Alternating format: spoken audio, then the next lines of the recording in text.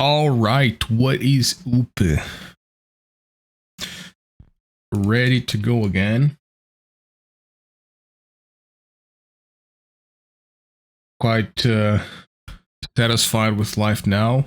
I'm gonna have to work still, which fucking sucks. Gonna be back to doing weekends and shit, but it is what it is. But at least I'm no longer in that sort of limbo of being depressed because I have no prospect of being able to pay my bills and sustain myself. So, contract has been signed. Gonna start next week with training and all that stuff, and then it's gonna be straight up working from home. So that's a benefit. Even though doing it on weekends sucks, but at least I'm working from home.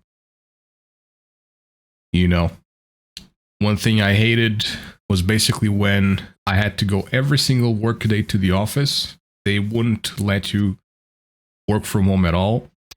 And I would have to literally go take the transportation and stuff. And it's just like you're seeing all these people chillaxing, drinking, having a good time, walking around and shit. And you have to just put your head down and realize, man, I'm going into an office to spend a long ass time dealing with morons in player support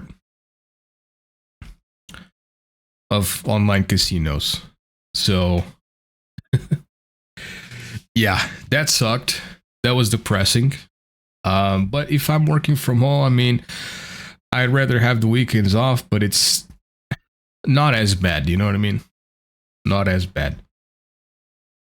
But yeah, I'm just happy that there is that safety, that financial safety of, okay, next month I'm going to have my rent covered. I'm going to have my bills covered.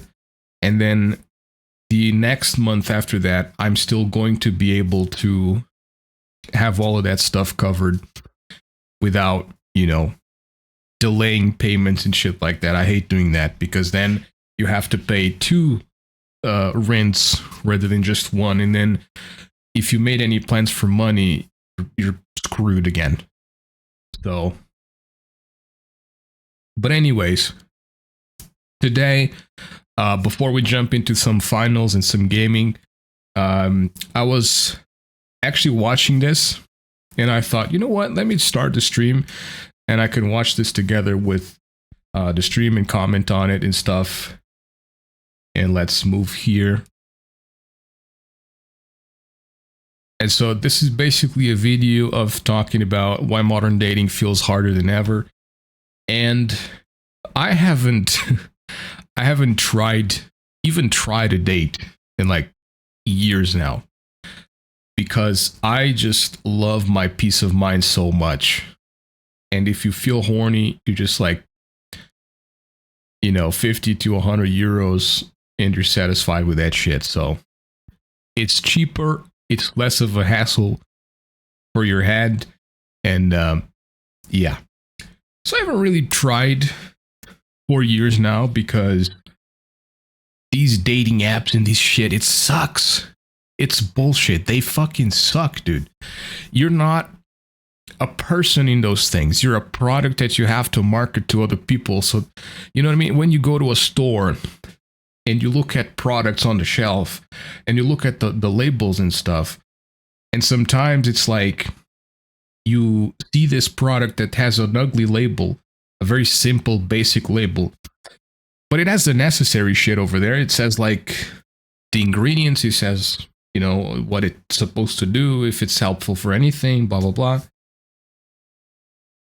Sorry, my allergies are acting up a little bit, so I'm going to have to like mute because my nose and stuff. But we're good. So you see the product, you look at the label. The label's simple, it's basic. It's not like a very well put together label because they probably don't have the budget to like hire, skilled or experienced marketing teams and stuff. So basically that's it. And then you have the complex label, the label that looks expensive.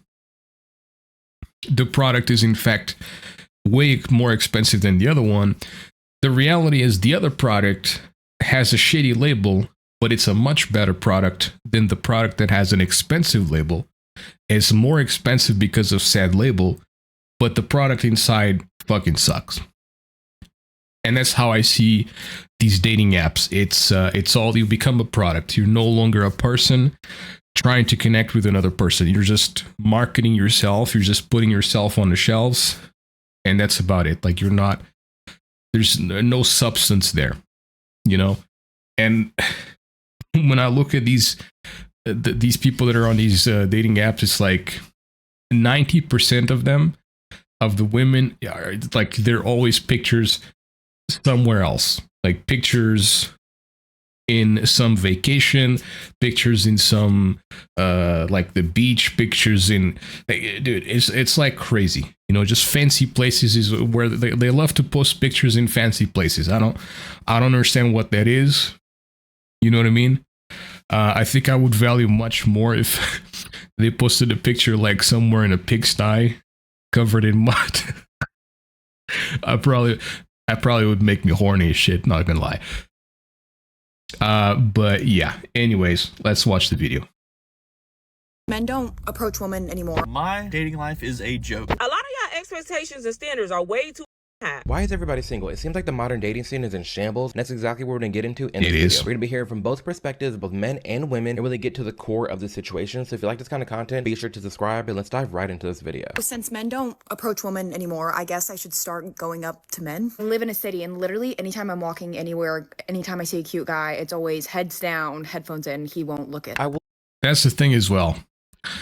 Every time I see a cute guy, because the way women look at dudes is, and it's kind of like that meme that came along with the HR shit, you know what I mean? Like, the guy that they're attracted to, it's they can say whatever the fuck they want and they don't care, but the guy they're not attracted to says the same thing, and it's like HR, or doesn't even say the same thing, but says something like way more mellow, way more chill, like, oh, HR, get him out of here, pervert creep, arrest him, you know.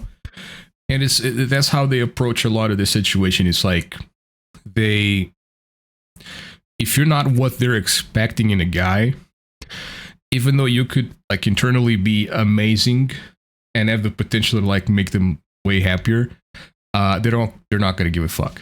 You know what I mean? Because sometimes a lot of dudes, they can become like what the chicks want, but maybe they just need that sort of motivation to like push them to the next step. You know what I mean? Like, I want to lose weight because more so for my health and my confidence, more so than like dating and shit. But at the same time, it's like, it's gonna help. You know what I mean? It's gonna help. And if someone was to take me in as I am today, I feel like I would have more of a motivation to do it even further, because it's like, oh, okay, so it's not gonna happen just because I changed this single aspect, which I understand, bro. I understand. I get it. I get it. You know, I get it. It's not necessarily an attractive thing, generally speaking, to be a fat dude and shit.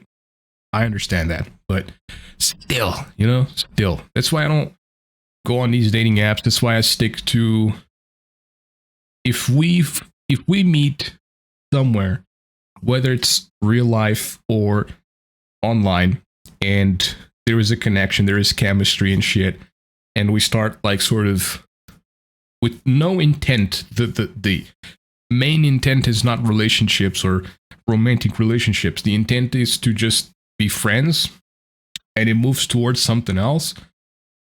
Cool, we can do that, but yeah, I'm not joining on any fucking dating apps or anything like that. Will say if you want to be approached, if you are single and not even looking for a relationship, but you're looking for more friends to be around, you have to be approachable. You have to have your headphones out. You have to be looking ahead.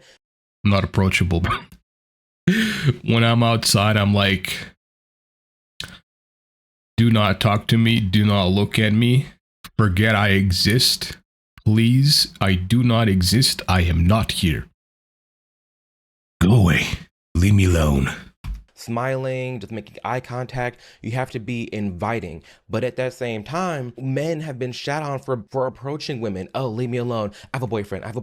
Don't talk to me. And it's even happened to me as a gay man. I've gone up to a girl like, hey, you're really attractive. And she's like, I have a boyfriend. And I'm like, I'm gay. Like, what are we doing here? Why can't I just compliment you? And when a straight guy goes to that enough, guess what? They're just gonna stop talking to women because they're just tired of being treated like crap. When it's the dudes that they don't care, when they don't find these dudes attractive, they're gonna just shy them away. They're just gonna be like, no, I don't care. I have a boyfriend. You're creepy. You're a pervert. Blah, blah, blah, blah, blah. If it's a dude that they find attractive, they don't give a shit. They're just gonna go along with it. And usually these dudes are just want to fuck them one night and then move on to another one. But I guess, that's what they're attracted to. Literally, no one is approachable anymore. No one looks at each other. Everyone's heads down and no one's smiling or just seems happy. Literally, no one's socializing. What am I supposed to do? Chase a guy down the street that does not want to be bothered and ask him if he is single? That's how guys feel. Why would they bother chasing down a girl that doesn't want to be bothered? Like I said, it's happened to me. I hear the stories from my guy friends. Girls let me know in the comments too, but there hasn't been that big of a... But also, one thing I haven't heard about is... Did the blind date shit stop happening at some point because of dating apps being so prominent and whatnot? Because I feel like that's still a good way of meeting people that you might be interested in. You know what I mean? Because it's like you're going there for the same purpose. You're not going there for, you know what I mean? Because it's like, I can understand the chick's side on this, because it's like, you never know the fucking dude you're talking to. That could be like a legitimately a creep, a dude who doesn't like, you know what I mean? Like, they present very nice, very calm, collected and shit, but then behind closed doors and whatnot, they're like complete beast and whatnot. And I can also understand their side on that one. But again, when it's a dude they're attracted to, they don't care. I've seen stories, bro, like the body cam shit and whatnot. You see chicks being beaten up and shit by dudes, and they're still in love with them because they're just attracted. It's like, it's crazy. Absolutely crazy. They need mental health assistance as soon as possible. But still, in these situations, man, I get it. I get their perspective on this. But yeah, whatever happened to that? Is it still going? Does it still happen, like the dating shit? Like in-person dating shit, not just online dating apps? Environment. And I feel like as much as women hate the awkward interactions and they don't want to be bothered, they don't want to talk to somebody, or they're not interested in somebody, these are the things you have to go through in order to meet the right person. You're going to be having awkward conversations. That's just life. Most approachable vibes. I'm always smiling, looking pleasant, not looking at my phone. I don't wear my headphones. Literally never once. I've never been approached. Fucking get this. I was talking to a guy I matched with on Cuffed. We were talking on the phone. Had the fucking best conversation ever. Ghost me. He literally ghosted me. Just now. It's also subjective, bro. Like, what you consider to be approachable might seem intimidating to other people. You know what I mean? Like, I don't know, but it could be, right? It could be. I also might have a way of being approachable myself that other people consider to be not approachable.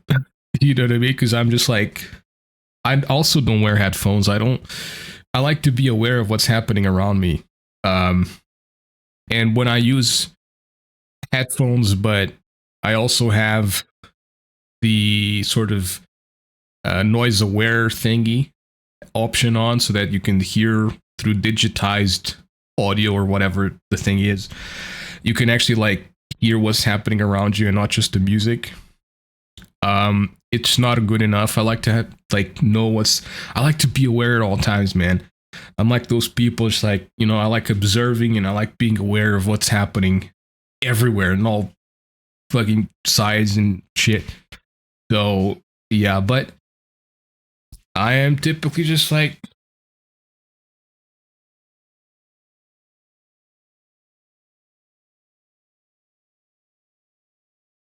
you know, I'm not like,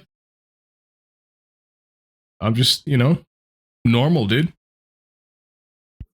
I don't smile if there's no reason to. If you have like a really good phone call with a guy you matched with on a dating app like Raya, Cuff, Tinder, or whatever, I guess you just ghost them immediately. It's funny though, like on the phone when we were talking, I asked him if he like ever approaches a girl at a bar or in the street, and he was like, no, God, no. I don't think that's necessarily a red flag. I think that's just repeat of like a guy constantly being turned down or constantly hearing stories on the internet of girls not wanting to be bothered, so they're not even trying, which I do think as a man, you should just fight through that. Who cares if a girl doesn't want to be bothered? They don't want to be bothered. That's not for you. But don't let these negative that's his fucking mic. that you're getting from I had women something behind stop me. you from like reaching out and like talking I've been to somebody fucking with in person. I don't think that should the stop green you. So screen as a man, shit. like I get you being frustrated and you constantly being let down, but on the other side, you need to grow some balls and just say, you know what, F it. I'm not gonna let these few negative interactions that I've had with females stop me from potentially meeting my future wife and my future soulmate. No, you should still be going out there and talking to as many people as you can in person. Without ghosting, because I do think ghosting is wrong and there needs to be clear communication on why you're not into somebody. That's the least you can do. That's the least you can do to respect somebody, and I think ghosting in general needs to stop. The ghosting is wrong, it's hurtful, and it really gets at people's self-esteem. It's bad. I feel like we living in an era where everybody is going to be single. A lot of y'all expectations and standards are way too damn high. Extremely too high. A lot of these standards need to come down, and a lot of people out there need to stop like projecting what they want in a female or a male, and they're not even that themselves. Yeah, true. Like, you gotta stop. Like, I remember watching both a gay guy and a straight guy, two of my friends, watching them swipe through Tinder. They're like, ill growth, I don't like her hair, I don't like this. I'm like, and look at you. You look dusty. You look dusty. And your hair is uneven. You look dusty. You look dusty, for real. How are you talking about, I don't like the way her hair is cut, and your hair is messy right now, you having a ball cap? You don't like the color of her hair, but you're balding. What are we doing here? Oh, she's a little fat. Okay, but where's your six pack? You want all these different things in a female or a male, but... And this is also a consequence of dating apps where, like he said himself, Tinder, where you're just, it's like you're going through a shelf in a store and you're just like, I don't like this product. And the label's not cool. And whatever. Nah, it's not known brand that, you know, they charge 40% more because it's a brand that everyone recognizes, but the product's actually dog shit. And no. You know, and that's literally what it is. You know what I mean? It goes both ways, not just for dudes or not just for women, but chicks do the exact same thing. And it's, again, you know, one of the consequences of having dating apps be so prominent. People think that they got the chance with that one that they really liked, but, you know, and that's one of the things that was pretty great before dating apps were a thing, is that, you know, people weren't so aware of each other. You know what I mean? And I also think, like, societally in general, we have become like, oh, I have to have a hot chick along with me because that's going to guarantee, like, my social status is better and I'm going to be perceived by others as a more successful person and whatever. It's like, dude, shut the fuck up, man. Shut the fuck up. You're going to end up with a chick that you think it's attractive just because it's going to be like a trophy wife, girlfriend, whatever. At the end of the day, she has no, like, substance. She's hollow. She's just, you know what I'm saying? Yeah. You don't even got that yourself. What are you doing? Y'all be wanting a nigga that's making six figures. In this economy, who the hell is really making six figures? That too. Like, you got to be realistic with the whole money thing, and people are young. You need to give people a break, and like they're all growing up in life. And I think that's kind of the perk of like gay relationships, in that for the most part everything is split, obviously until you get married and things end up different then, but off the jump it's very equal and it's very just realistic. Like, no, it's not fair that a man has to pay for everything and they're freaking 19, 20 and the girl's just raking in the dough from her part-time job, being able to save all the money. That's not fair either. And for men, it's not fair that they're expected to have six-figure job and be all stable and connected at 20, 22. Like, you're actively getting your life together and you should be growing with somebody individually and together. Like, you should be growing with them instead of looking for a man that's already has everything that you. Yeah, because it's different. You know, times are different. Like, a lot of people look towards this and they go, oh, you know, but like back in the day, my grandparents, you know, my grandmother didn't do anything. She just stayed home all the time, and only my grandfather worked, and they had enough. They lived happy, blah, blah, blah. Yeah, because he made enough himself. Because prices of things weren't fucking ridiculous. And because the money he made was sufficient to sustain the family and keep providing and keep them happy. You know, the wife and the kids and everything. Unfortunately, nowadays, we have more and more and more gadgets being made to consume people's lives and shit. And, you know, people are also stupid and they spend money on iPhones that are 1,000 euros, dollars, whatever. And it's like, why the fuck would anybody spend $1,000 on a fucking phone, dude? Like, if you have a lot of money, if you're fucking rich, and $1,000 for you, it's like $10 for me. Go for it. Who am I to judge? If you have it, sure. But people, like, literally, people starve and start eating fucking just sausages and tuna with pasta so that they can buy a fucking iPhone. It's like, what? And it's all a matter of like the way they want to be perceived by others. Like, that's just not realistic. That's not to say that there are not people out there that's making six figures, but it is very rare if you find somebody that's out here making that amount of money. And not only that, a lot of y'all be wanting shit.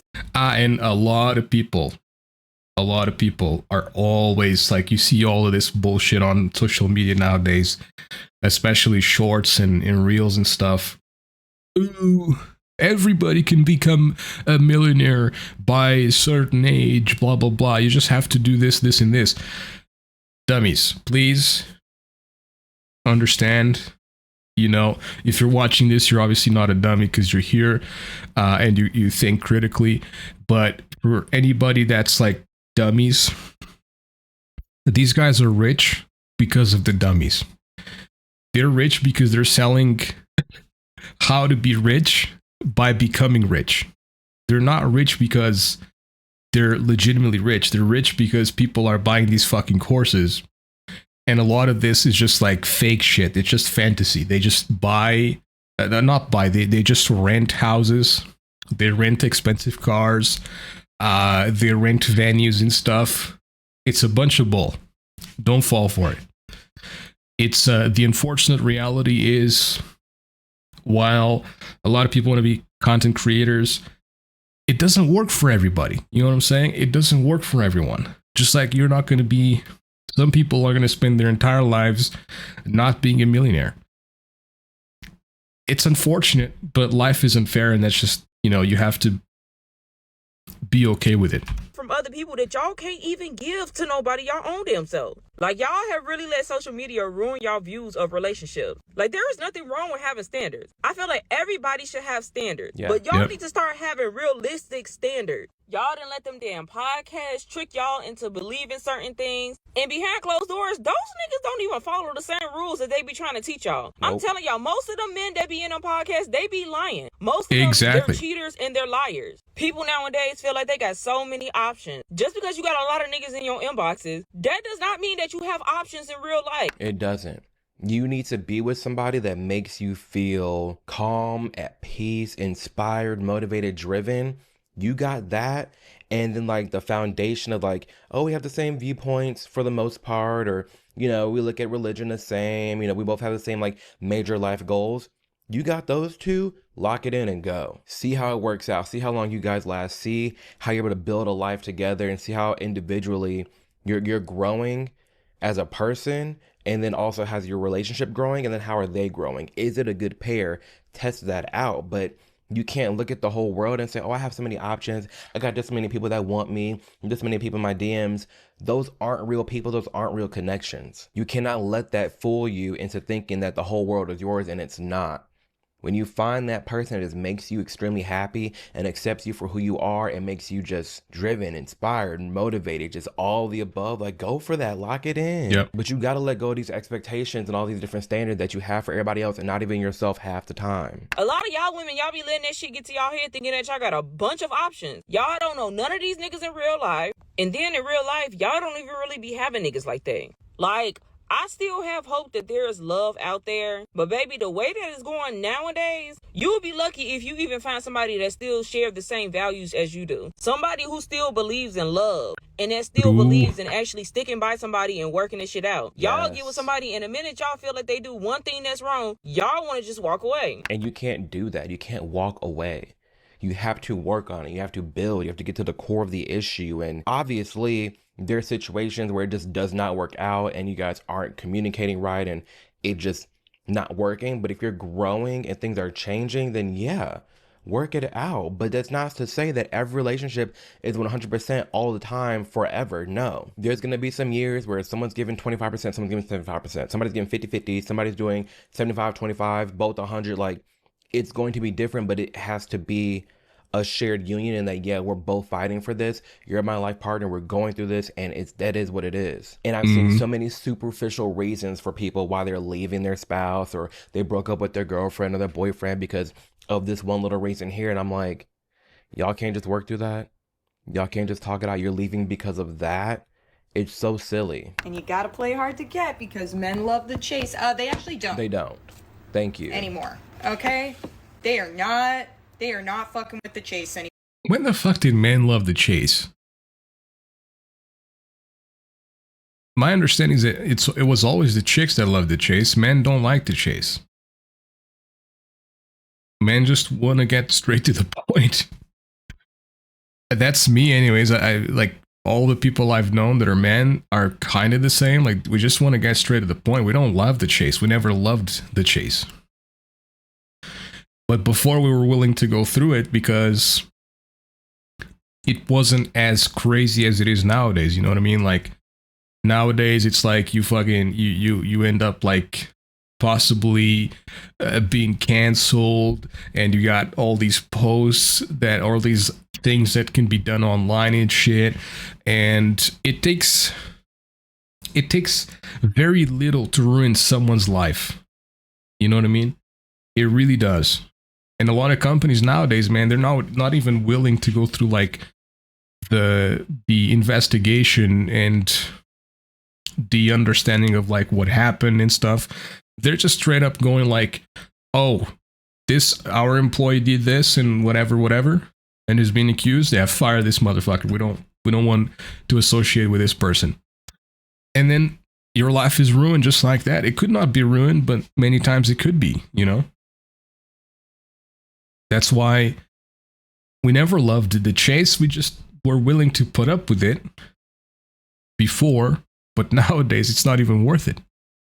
It's more worth it to just have peace of mind, keep our jobs, you know, keep being able to pay our rents and our bills and invest into what we love. So yeah. Anymore, let me tell you, ladies, it has changed. Okay. And look, I'm not actually unhappy about all of it. It's been ingrained in us as young women that, not to be too easy, right? And that men love the chase, and that they're only going to want you if you don't want them, and you got to play hard to get, right? And I've always thought it was bullshit. Yes. I've always thought that idea was stupid, and it never made sense to me. Like, just be real, show your feelings, be vulnerable. Straight people dating world, it's all just interesting. And there's some of this happens in the gay world too, but for the most part, Gays just keep it real and blunt, especially like the quote unquote normal gays. They keep it blunt to keep it for real. I never understood the side of relationships in the beginning where someone's playing games or playing hard to get. No, if you want me, you want me. If you don't, you don't. But like, let's keep it real. Let's keep it blunt. Let's keep it pushing. I don't have time for the games. I don't want to. That takes too much work, you know? But now it's gone too far the other way, where they want us to literally do all the work instead. It is unfortunate that both men and women are getting fed horrible advice, horrible information from both sides. That's really honestly pitting us against each other. Let's just literally treat both men and women the same, like how we want to be treated. Treat each other how you want to be treated. Be honest, be upfront. Don't play the games. Don't have unrealistic expectations. If y'all are both young and you know your man is struggling, why are you having to say, well, I need a man that takes care of me. I shouldn't have to pay for this. I shouldn't have to pay for that. That's petty and stupid. We're all working out here. It's a different world. It's not the 1950s where you got to working at McDonald's and he's a manager and he's funding his whole family and the wife and kids stay in a home mom. No, That's not the world that we're living in. Things have changed. So I think some women out there need to have realistic expectations of when they become a stay-at-home wife or when their man can really spoil them. Otherwise, you will stay single. And the men are just going to stop going out there because they're tired of dealing with women who are just real-life gold diggers. It's Valentine's Day, and 70% of men are choosing to stay single. And I don't even blame them. And this shouldn't be a shock to anybody. Dating and... This is the chick that they got, she got turned into like a goth Betty and shit through AI. That's I remember the background.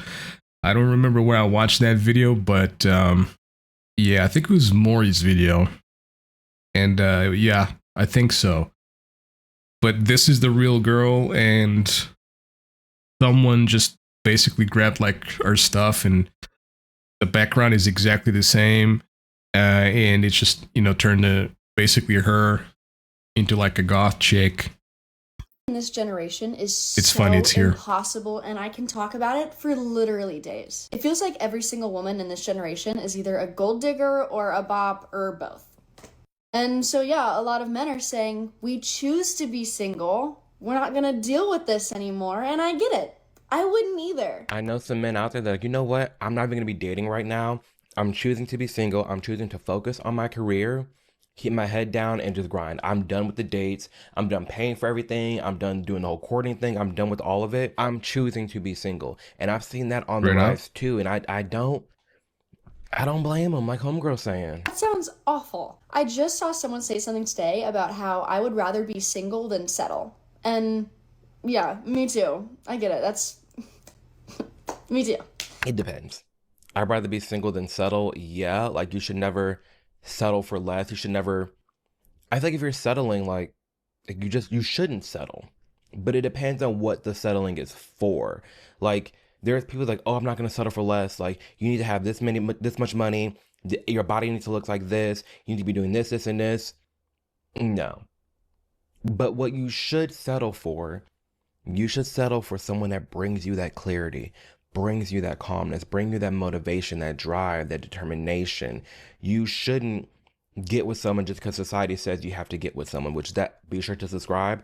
I'm working on another video now talking about people who get married too fast. That's a whole nother issue in its own court. But yes, you shouldn't settle, but also you need to know when you do need to like lock it in and sit down and work through something. There's a difference between the two. It's crazy because you'll see women come online and be like, men are so sad and they're so single and they're so alone, but not me. I'm having a good time, just the men are having a bad time. And it's like, girl, be so serious for 2 minutes. I'm all in favor of you grinding out your career. I mean, the thing is that there's a significantly higher amount of women who can go somewhere, do this, and get dudes. Whoever they want. You know what I mean? And the dudes who can do the same thing are significantly less. Right? In a vicinity, that is. So, yeah, man, you know, and then shit like OnlyFans and stuff also doesn't help this cause, because I never understood that shit. I don't get people who subscribe to that shit. Like, a few years ago when that shit was new, I kind of understood it a little bit because it's like the whole girlfriend sort of experience thing, not necessarily, how do I put it? It wasn't necessarily like just for the content, but as soon as it started to be revealed that like these chicks making crazy amounts of money, they're not even replying themselves because it's impossible, because there's so many dudes there, and they are using dudes to reply to other dudes with sexual shit. I'm like, brother, at that point you should just unsubscribe and like say fuck it, because what is wrong with you, bro? Like, the moment you find out that these women are using, because once this starts being successful, agencies are created to like propel this even further. And it's crazy to me that like they continued to pay, and some of these dudes were paying like thousands of dollars to these chicks on OnlyFans, tens of thousands even. And I'm like, why? What is wrong with you, bro? What is wrong with you, dude? Why are you doing that? Why? If like, dude, if you want to crank one out, just go online. Like, there's so much shit there for free. I get it, it's not as personable, but it's gonna like, there's literally anything you can think of. You know, some of it is like whatever, you know, some of it is not very well accepted, like the whole step brother, step sister shit or family shit, but I also don't know why that got big, but it definitely did. I still think it's kind of a crazy fantasy. It's crazy that it got so massive to the point where it was like a couple of people doing it, and then it was just like everyone doing that type of content would have some form of video going like, oh, step brother, step mother, step sister, whatever the fuck.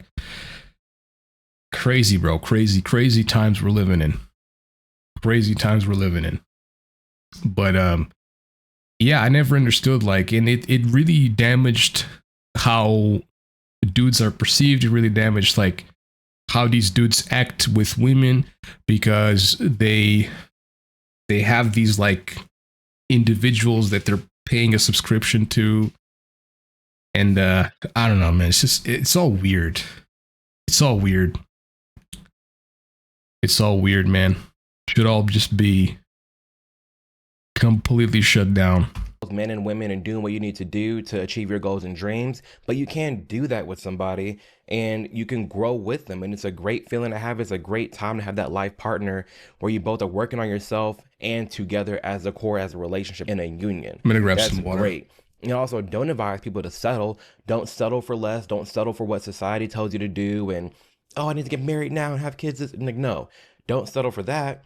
What you should be settling for is the core foundation of things. That's what you should just lock it in. Like, you know what? I'm settling with this because this is exactly what I'm looking for.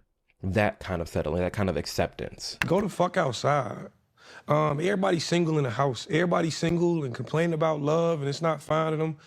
Motherfuckers' options is the Amazon driver, the goddamn Uber Eats man, like the maintenance man. Like, people ain't giving themselves valid options. A lot of times you find your partner on accident. You bump into him and it's a conversation you never knew you needed. Like, you have to be outside in order to meet people. It don't matter, whatever your hobbies are, frequent those hobbies. If you love the gym, go to the gym. I always say go to the gym and actually talk to people, approach people, political clubs, sporting events, go sit at the bar, like do things alone. Like, literally, I've done everything that you can think of alone. Theme parks alone, concerts alone, like. Regarding this, I agree. People are like always crying about the fact that they can't get anybody and they're always online. Like, you haven't tried going out of the online space. So maybe you should do that, you know? If you have an animal, you have a dog, go walk your dog somewhere where it's common that there's, you know, people there that could potentially be your partner. And sometimes it's just like randomly stuff happens, bro. But I also think that there's very much so a possibility of meeting someone that you could spend the rest of your life together with online. It just doesn't have to be like, because I think a lot of people nowadays have this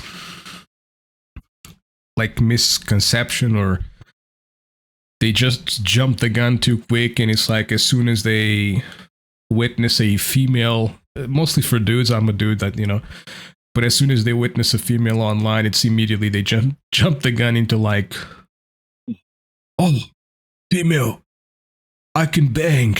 Ooh. And you know what I mean? Like, you could, that's what I said in the beginning, you know, like, you could just become friends with a person. And then if you don't move in with the intent of just like banging and that's about it, maybe that could be your potential partner, you know? Playing games you love and sticking to them and talking to people in those games and shit. You could very well find someone, but 100%, if you complain about not finding anyone online, just go outside, dude. Go outside, go look for people outside, and it's probably the chances are way better than just sticking to shit online, you know? But these people saying this are probably also terminally online, and they're stuck on Reddit, they're stuck on 4chan, complaining about life and complaining about everything, and they don't seek to change themselves in any way.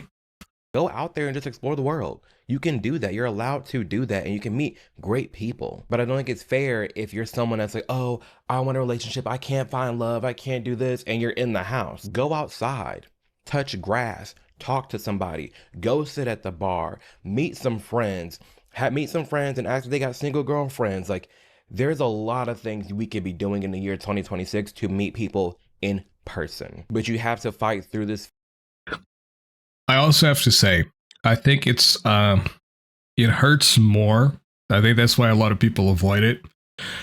It hurts a lot more to be rejected in person than it hurts being rejected online. So I think that's why a lot of people refuse to do what he's saying and what I said. Yeah, but that's something that you need to work on internally. Like, that's a you problem, not an anyone else's problem. You need to understand that rejection is part of life. You're going to get rejected.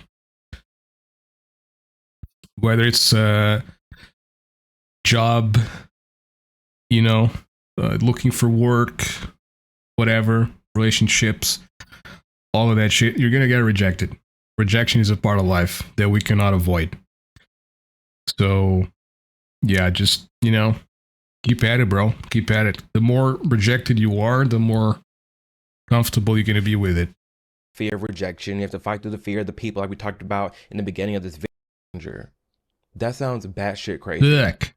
Always a coffee shop, phone calls first, theme parks alone, concerts alone. Like, go out there and just explore the world. You can do that. You're allowed to do that, and you can meet great people. But I don't think it's shit's fair sharper if than my you're someone knives. that's like, oh, I want a relationship, I can't find love, I can't do this, and you're in the house. Go outside, touch grass, talk to somebody, go sit at the bar, meet some friends, meet some friends and ask if they got single girlfriends. You got a new boom arm. There's a lot of things we could be doing in the year 2026 to meet people in person. But you have to fight through this fear of rejection. You have to fight through the fear of the people, like we talked about in the beginning of this video. That I think a great way, if you're more alternative and shit, a great way of meeting people. And again, dude, not just like relationships, like romantic relationships, but a great way of meeting people is going to concerts and or festivals. When I was younger, I was like going to so many festivals. Well, not really, but anything I could go to, I would go. And the amount of people you meet there is crazy. You make so many friends through just straight up being in a festival, you know what I mean? And even for me, like a complete fucking introverted mofo who just doesn't want to be noticed when in public. Even for me, I met a bunch of people, like cool people, you know, band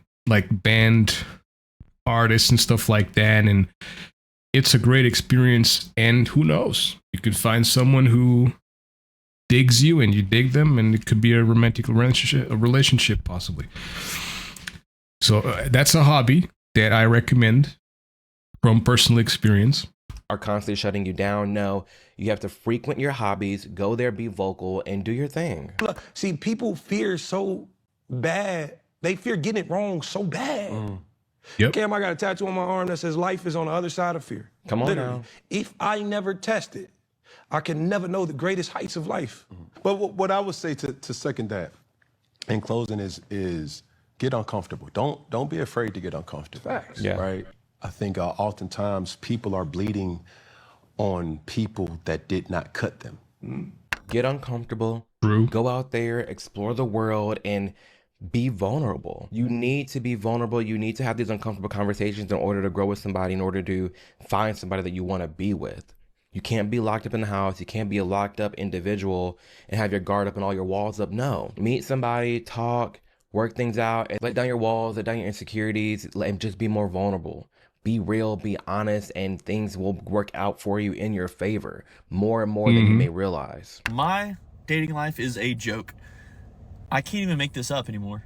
Like I can't even make this stuff up. I'm talking to this girl, we're texting for a little bit, it's going well. I say, hey, do you like coffee? She says, yeah, I love coffee. So in my mind, I'm like, okay, cool. We mesh on something. Do you want to get coffee sometime? So she texts back and she says, this isn't going to work for me. We have different approaches / principles to dating, and I'm not going to waste our time any further. And she blocked me. Dude, get out of those apps, bro. Get out of those fucking apps. This dude, he seems to be like, you know, athletic or, you know, skinny build. I'm not sure, but he doesn't seem to be like, he's not fat. He's not too skinny. Kind of like just average stature, whatever. He, you know, has hair, normal looking guy. Get out of that shit, bro. Get out of the fucking dating apps. If this is what's happening, it could also be one occasion and then he has like 5 or 6 others who are working well and just it's a one night stand and shit. It works out for him, but there's one single occasion. But he's saying his dating life is a joke, so that's, you know, I mean, yeah, man, just get out of that shit, bro. Just approach, you know, just approach people. Maybe go to like grab a Starbucks or something, and if you fancy the girl working there, maybe approach her, and maybe she's single, maybe she's available. You know what I'm saying? And it's a more personable interaction rather than just like texting shit. You just said you love coffee. What's wrong with getting coffee? Like, that is a easy way. That's crazy. You dodged a bullet, but 2, that woman, how do you ever expect to find a man and you're acting like that? You just told the man you like coffee. He invites you on a coffee date and you're like, well, that's not the same principles. I deserve like a dinner, a proper date. No, you don't. None of y'all deserve none of that. It should be a coffee date first. Coffee, tea, ice cream, something chill and low key to get to know each other. And then we can go on a full date to a restaurant. I don't think we need the full dinners up front for every single person we're trying to meet. No. Go get happy hour at a bar. Go get coffee. Go chat. Let's meet at the park and walk around. Let's go to this food market. Let's go to the food hall. Like, you can do little things. That's fine. But also, I hope that woman let him know what, I guess. Normalize that one more. Normalize just meeting somewhere and taking a walk without having to go for coffee, having to go for dinner. Normalize that shit a little more. Just meet up somewhere public, you know, where both can feel comfortable and safe, because let's face it, a lot of weirdos in this shit, and there's a lot of stories that sort of, you know, confirm that. But absolutely, just normalize meeting somewhere public in a, you know, busy place and stuff, and just go along with that instead of always coffee, always dinner, always fancy restaurants. Like, why, bro? You know? She didn't like the approach of like, oh, I want to go, like, let's go get coffee. She wanted something more, and that's not fair. I don't think that's fair at all. We need to bring back realistic hangouts. Not everything needs to be, not every first date needs to be a full, like, 4-course, 5-course dinner. No, we don't need to have that. We don't need that, because it's not fair to the men, especially the men, I'm sorry, who are always the ones footing the bill. You know how expensive dating is for straight men? I've talked to some of my guy friends. I'm like, damn, you paying for how many dates a week, a month? Or you know, even if it's like, I go on 3 dates a month, you just paid for all these 3 dinners and you didn't even talk to none of them anymore, just complete strangers. No, some of y'all need to be like fielding these women before y'all go on dates to begin with. We need long phone calls, long text messages, walks in the park, coffees, and then we go to dinner. Let me know. And that's why I might be repeating myself here, but that's why these dating apps fucking suck, because people have the perception that once you do a match, it's like, oh, we're gonna possibly date now. Let's have a dinner and shit. And all of the process of meeting each other, all of the process of getting to a point where like you're comfortable with each other goes like out of the park. It's like, why? You know what I mean? Why? It's like many times you go to dates with people that you don't even feel comfortable with. You don't know them. You don't, like, I get that that's an initial process of getting to know them. It's that date, but what about the rest? You know what I mean? I don't know, man. It's weird. I fucking hate dating apps. Abolish all of it. In the comments below, have you dealt with something like that? I want to know from the guys, but also the girls too. Have you had a first date struck down because of like how you asked for it to be the date, or where you wanted to take them? Were they picky? Were they like superficial? Like, let me know. I'm very curious. Well, I don't waste much time on a first date because I don't know if I'm going to like this person. That just tells me you have not pre-qualified correctly. And that's truly the number one thing that gets you guys into trouble, both men and women, over and over and over, because you're skipping crucial parts of this initial get to know you phase through. That's what I said. You need to be having, like, my first date with my husband, it was like 2 weeks. I want to say after we're already talking. Like, we did phone calls every night, texting all day, and then went on the date. Like, I think that needs, I don't know, that worked for me. Let me know in the comments below how you feel about that, but I think that's a really smart way to go about it. Because you need to know each other over the phone, over texting. Let's see if we mesh, if we vibe, and then we go out and have an amazing and fun date. But I can't imagine, have I ever? No, I've never have. I've never gone on a date. A lot of these people just go straight up from like, oh, we matched. Hey, 8 p.m. at X place. Yeah, great. And then that's it. And this, you know what I mean? Like, I don't know, man. I don't get it. Like a restaurant with a stranger. That sounds batshit crazy. Always a coffee shop, phone calls first, texting first, FaceTimes. Let's do that. Bring that back. Let's go, like, hell, even like I said before at the beginning, like, let's meet at the coffee shop, walk in the park, but get to know the person first before you go on these elaborate ass dates. That's never made sense to me. Yep. Certainly, many of you aren't even getting on a phone call with each other, and yet you're getting all fixed up if you're a lady, and you're going out, and men, of course, you don't want to spend money if you've not pre-qualified her correctly. Many of you are meeting people in person, and then that person never looked like their pictures. So you cannot skip pre-qualifying correctly. Ask them questions, things that are important to you. Ask them. If you can't ask them, you shouldn't be dating them. Yep. Ask them for a FaceTime or a Zoom. If they won't do it, that's the red flag you need there, okay? And if you do all these things, then you feel, oh, well, I should go out with them anyway, but yet you know you're not attracted. You know they didn't say the right things you needed to hear. You're wasting your time. What in the hell are you doing? Don't waste your time. Thank you. I love that woman. Don't waste your time. Be real, be upfront, and just talk in the beginning. You meet somebody cool, let's FaceTime. Let's hop on the phone.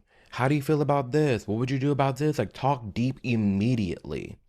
Get through like rough conversations up front and see how that goes. But again, in order to do that effectively, you have to be vulnerable, you have to be honest, you have to be open. And if you're not that, that mindset, like that kind of route of the way going about the situation is just not going to work. And while yes, I think you should be fielding the men and women, and you should be really selective on who you're going on a date with, it shouldn't be for superficial reasons. Like when you're swiping, like I think I'm a big fan personally. I'm a huge fan of online dating apps. I am. I love them. It worked for me. Worked for a lot of my friends out there.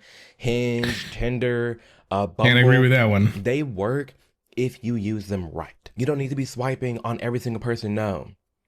Be very selective in like the viewpoints that the person has, and then go from there. Like you shouldn't be like, oh, I don't like her hair. No. I don't like her smile. No. I don't like this. No. Like the superficial reasons. No. Why are you skipping someone because their hair color? As if. But there's nothing else. The thing is that there's nothing else in these apps than the superficial shit. Like all of it is so like boring, bro. You know, because they are typically the same shit over and over again. It's like, oh, you know, I'm so into deep conversations about the state of this and the state of that. And it's like when you meet the person, it's like they're fucking, you know what I mean? They're shallow as shit. Right? That's why, you know, it's marketing. It's all marketing. They're just marketing themselves. They're pitching themselves. Their hair color is not going to change when y'all grow together and you're getting married and you have kids 10, 15 years later down the line. Things change, bodies fluctuate, some opinions may change. Like, you will go through life with this person, so don't be superficial off the bat. That's wrong. Swipe no if you think they are completely unattractive, but again, not for the superficial reasons, but completely unattractive. If some viewpoints don't line up, like swipe no on those things, but swipe yes very strategically and realistic. Because there are some men out there like, I want a baddie. You not bad yourself. Or women, I need a fine man. I need this, I need that. Look at, you're a torta. You're shaped and built like a torta. And you want this strong, fine, charming man. He don't want you. Y'all, we need to bring back realistic expectations. I'm telling you, be real and be honest. All these women online are keeping y'all single because you're waiting for a small population of men to come and like whisk you off of your feet, and like they're not coming because you're not in the right place. Or that type of man is just not looking for you. And that's the unfortunate truth. I think when you start dating with the intent of like looking at the future, not this quote unquote ideal that we have in our heads, whatever fantasies we like that TikTok has shown us about like what love is, when half of it's a bunch of curated nonsense. We're always looking for passion and butterflies and excitement. And in reality, you should be with somebody that makes you feel calm.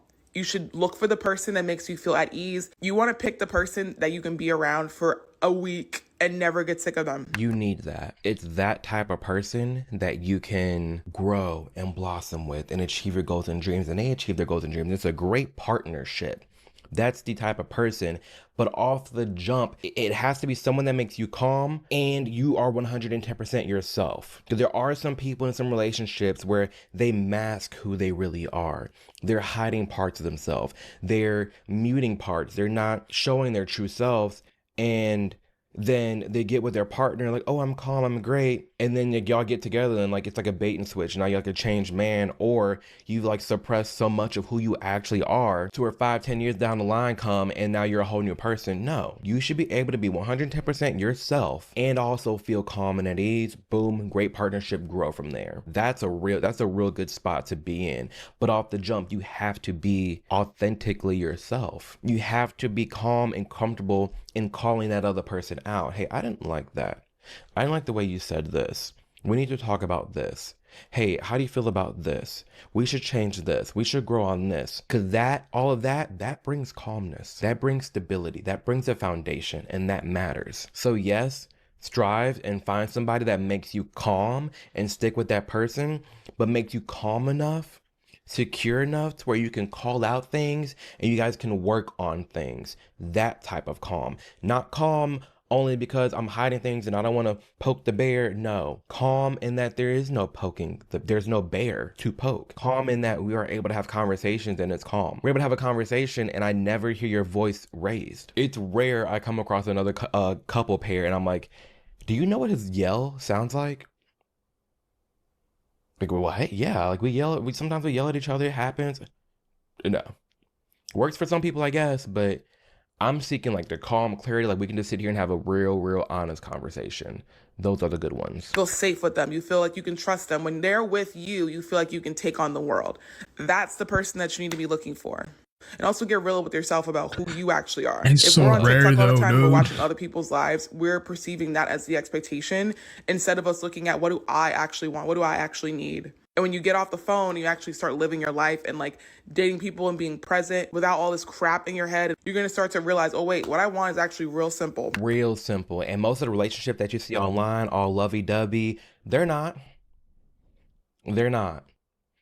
They're truly not. It's all a fake. It's all a facade for a lot of these couples out here. That's the unfortunate truth. There are more people out there getting married for Instagram, getting married for their friends, and they're getting married for themselves.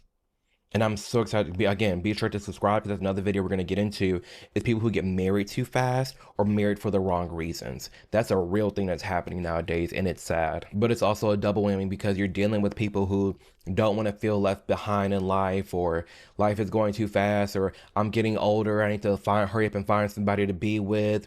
I can't waste time. I want to have kids. I want to have a family. If that's what your relationship built off the front, what is it going to look like in 5, 10, 15, 20 years? If off the bat you're just getting with each other because society has put these expectations on what a marriage or what you should be doing at your age right now. F that. Life is different for all of us. And if you're out here making moves in life based on other people's expectations of what you should be doing, that's a recipe for disaster. I'm telling you right now, it is. I'm sorry, it is. When you're younger in your 20s, like, who the fuck wants to get married and settle down? Yeah. Some people, but not me at that point. Yeah. I was like, I want to feel the thrill. I want to be getting my head bashed into the mattress. I want to be getting flipped upside down. And then I want to be getting ghosted the next day. I want to have my heart ripped out of my chest. And I want to do it all over again and then some. And then when you get a little older, you're kind of like, I literally don't have time. Okay. Horrible advice. I think, sure, for some people, they want to thrive and have fun in their 20s, get all wild and go through the ups and downs. That just screams toxicity. That seems depression. That gives anxiety. That gives recklessness. No. That's some crazy relationship advice. Would never advise that and would never follow that. Not a day in my life. And I would no. You should be seeking the calmness, the anxiety. The thing is, man, that the whole bullshit of like your soulmate and shit, it's bullshit. It's bullshit. Your soulmate is, let's see if I can that's too much. Has to be there.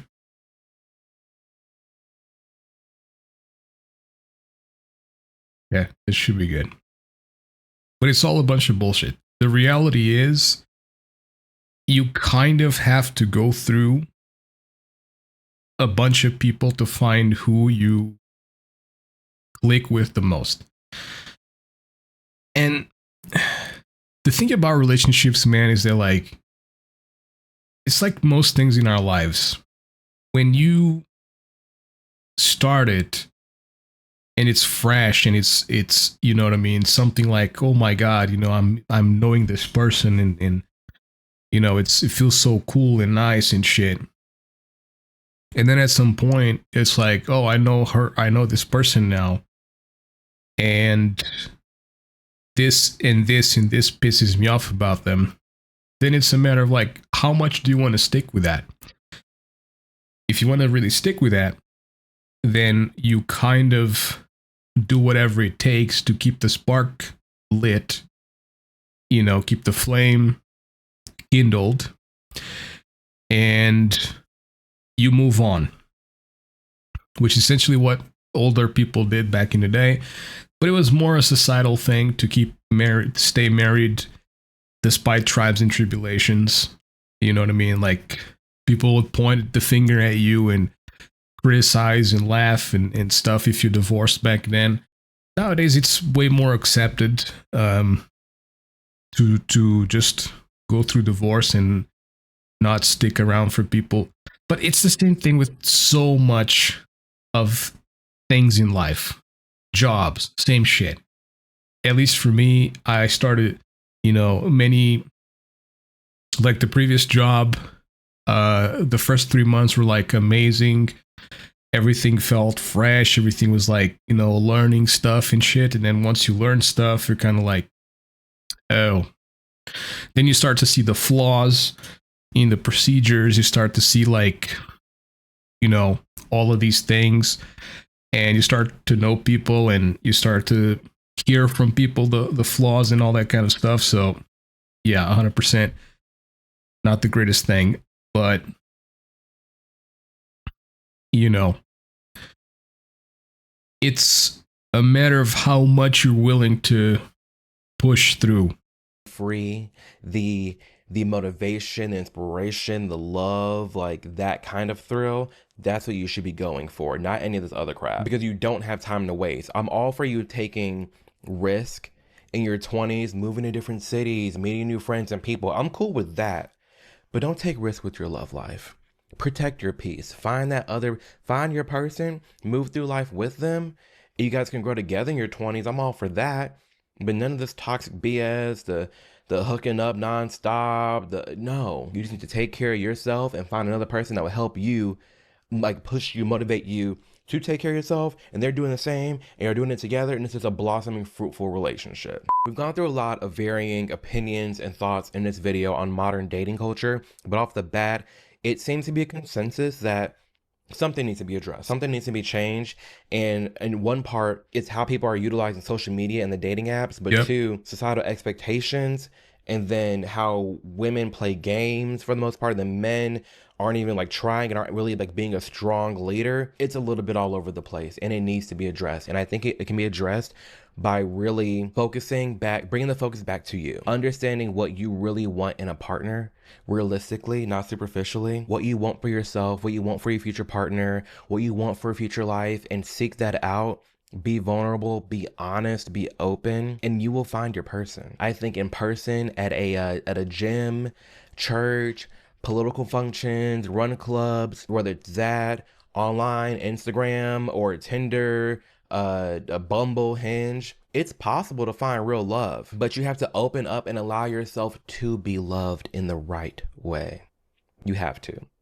But again, like in most videos, I end this video with the same thing, but it's very applicable to this topic. It comes back to you. What are you doing to reach your goals and dreams? What are you doing to be realistic in your goals and dreams? Hello. I get that there's a dream and you can like shoot for some wild shit, but also be realistic in your path and what you're doing to get to your goals and dreams. What are you doing with that? And three, regarding finding that love, finding a person, are you being real?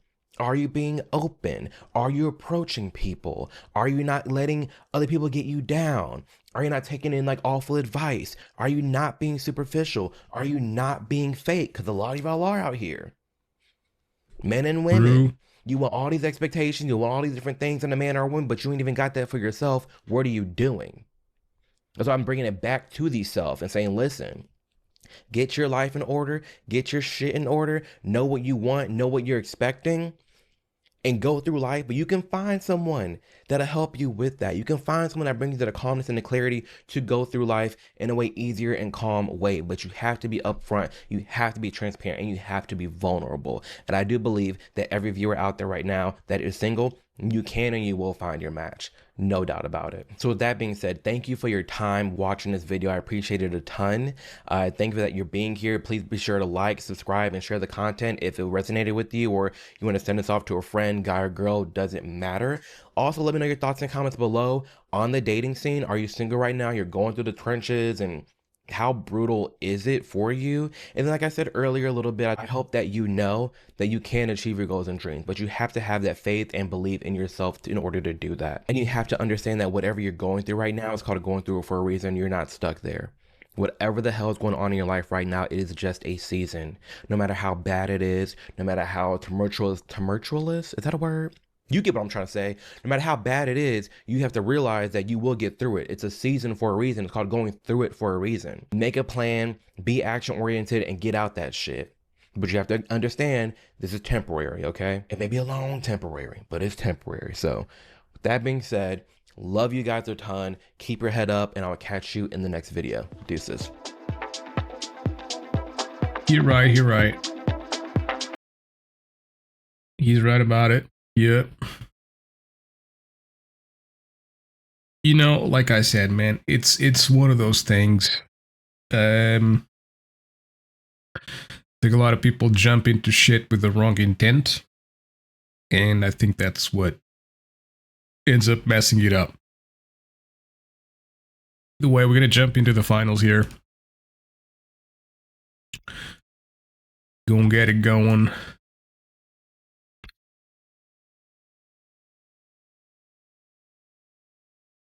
Okay, let's go to the dashboard here.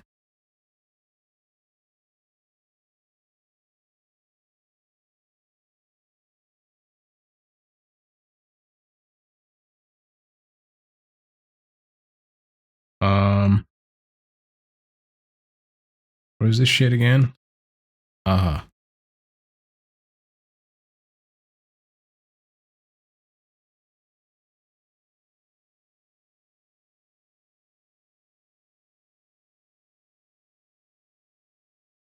There it is.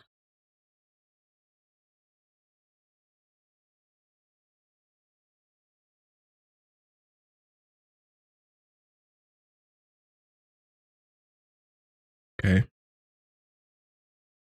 Being captured now.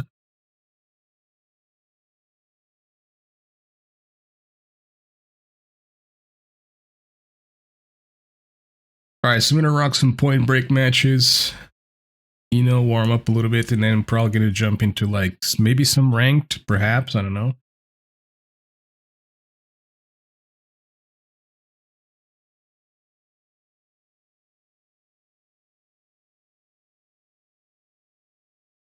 But yeah, we gon' do that. Get some tunes going.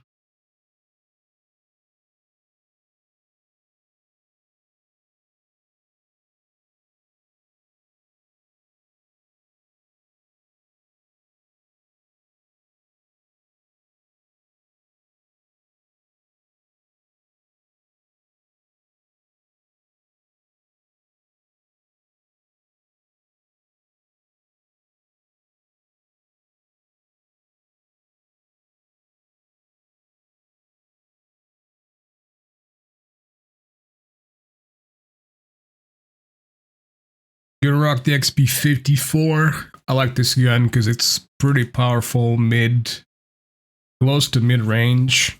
Long range is not so great, but it's I think it's better for dealing damage than the M11 at long range.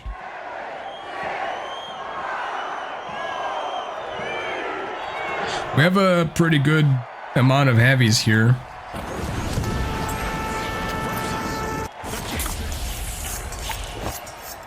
Oh yeah, has anybody checked out the respec order, whatever it's called?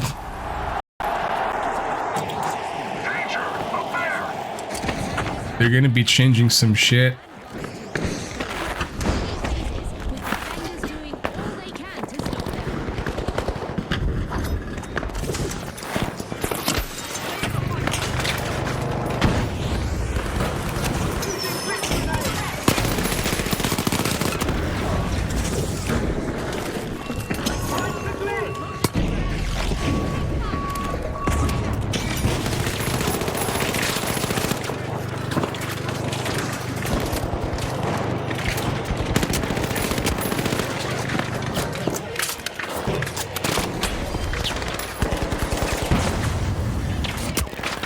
Oh boy.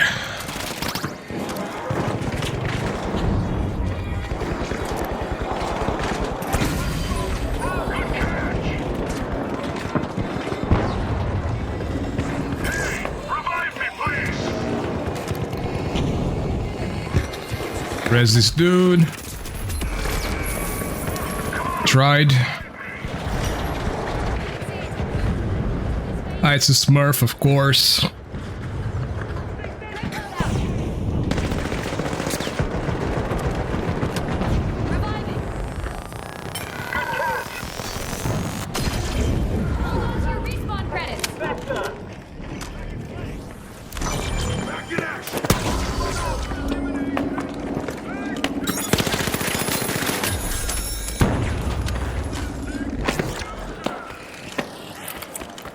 Let's go to B.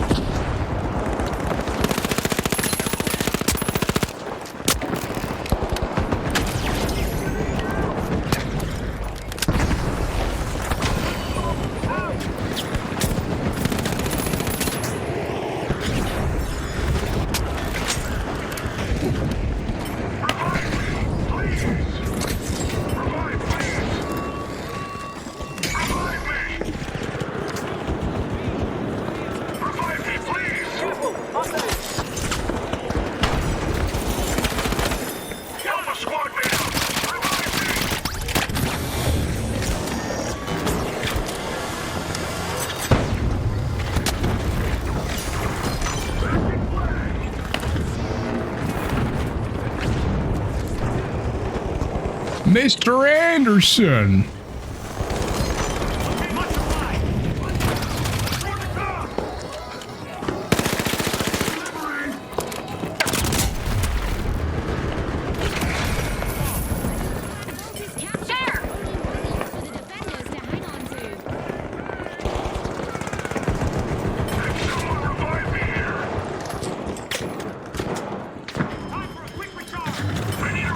Eight one.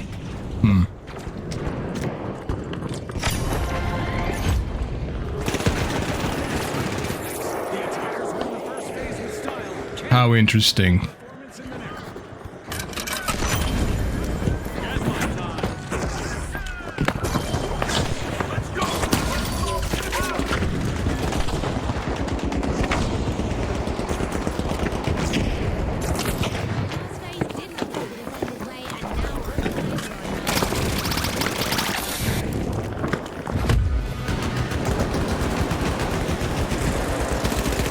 Guys, we need to get the points, not kill them, because they got infinite respawn stuff. It's kind of pointless to be just killing them.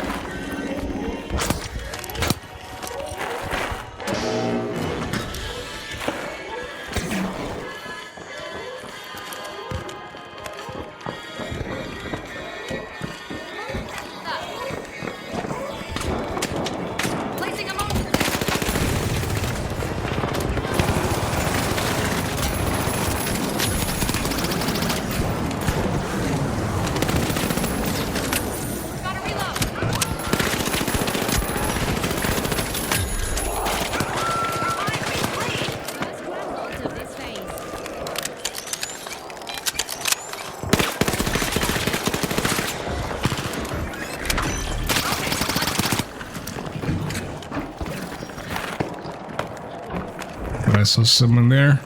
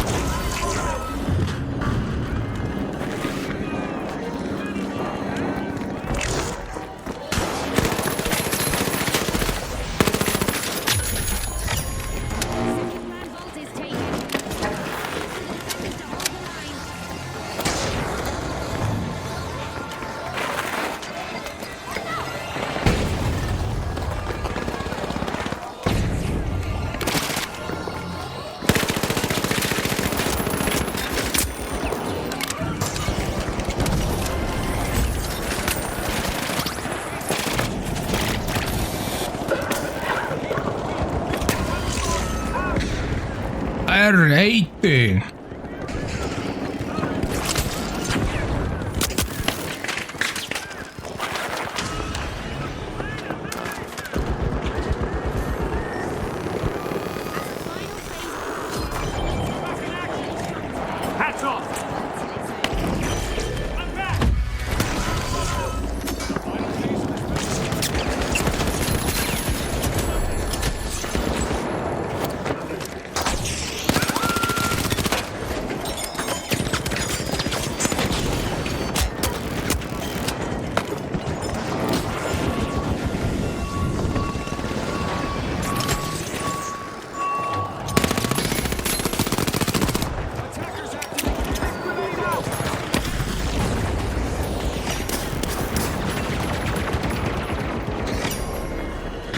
all three at the same time?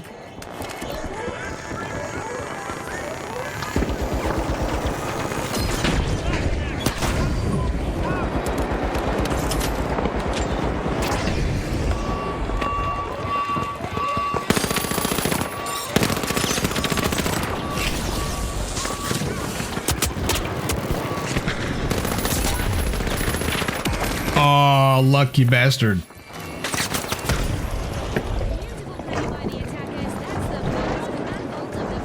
We got it though. Secure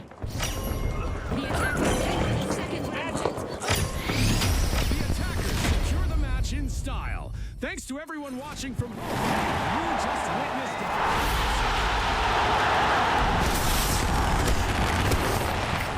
That's basically the deal here, man. It's like getting kills on the attacking side is kind of pointless. Like, what you want to do is straight up just focus on getting the points. That's the objective.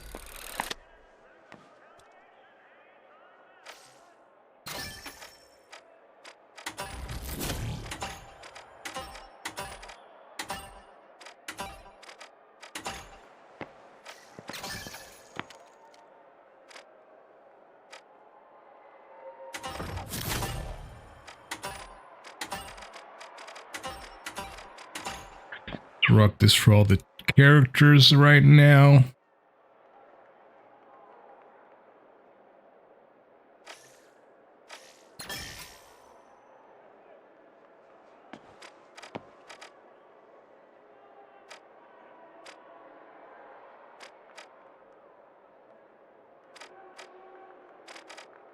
Do a heavy match of Point Break.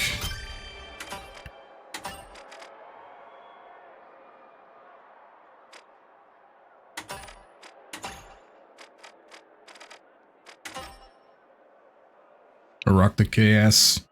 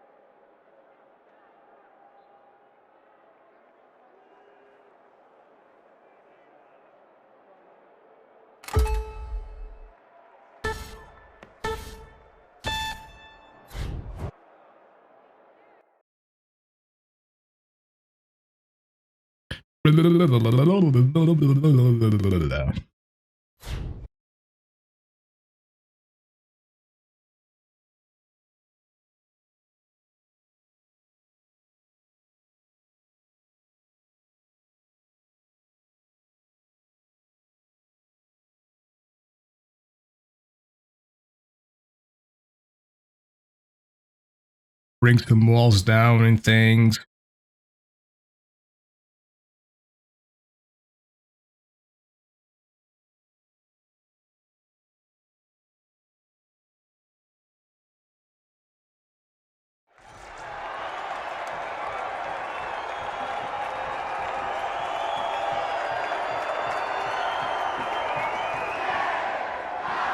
Kinda wish I was good with a sledgehammer, man, but it's like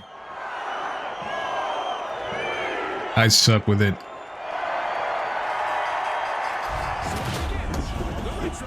up against. The energy is electric. Let's dive in.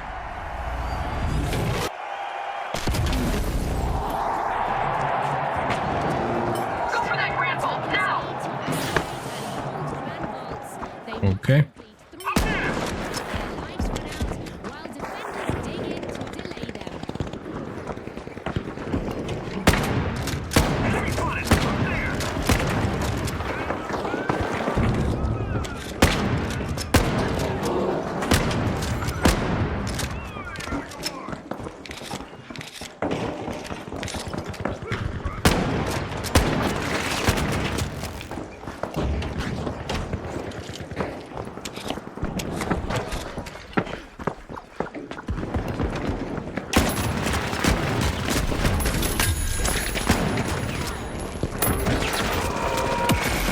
Come on, why didn't this guy come with me, dude?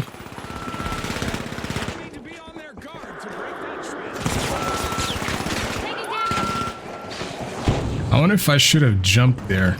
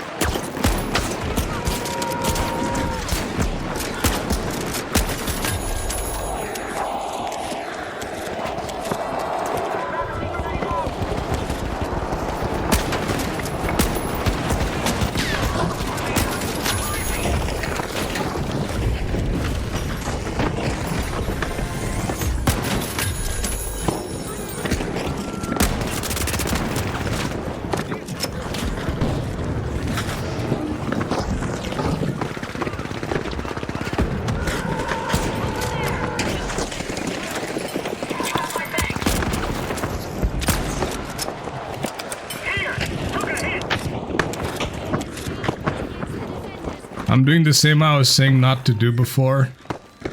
Let's not focus on killing these guys because they have infinite tickets. Enemy! Up there! Watch out! Up there! Enemy! Up there!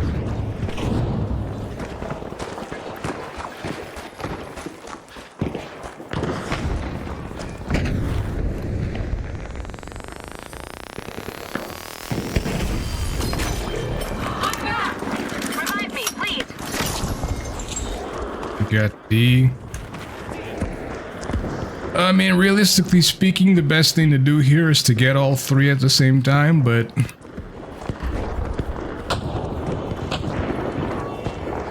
yeah, that's exactly why.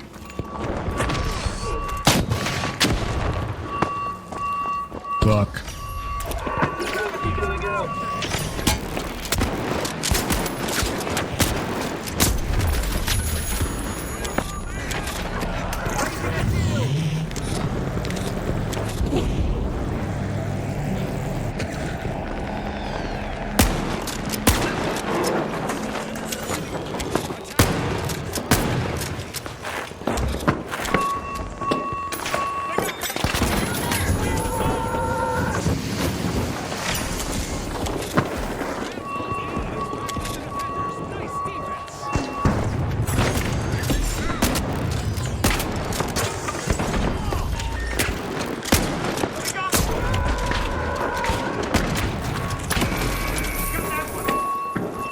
This kid got mad. He didn't kill me before.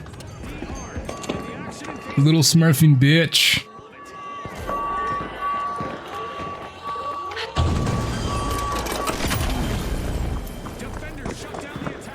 Okay, why are we not being able to capture this shit?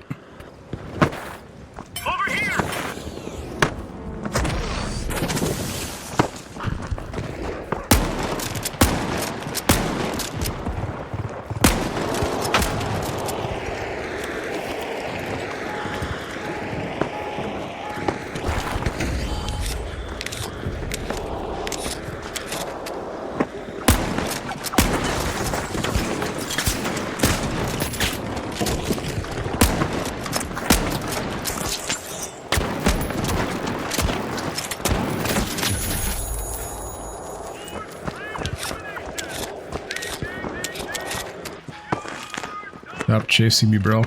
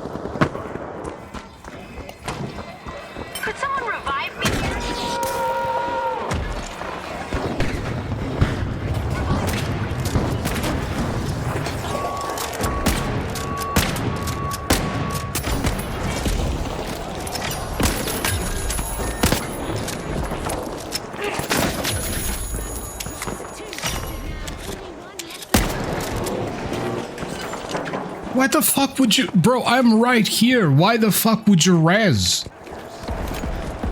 What the fuck?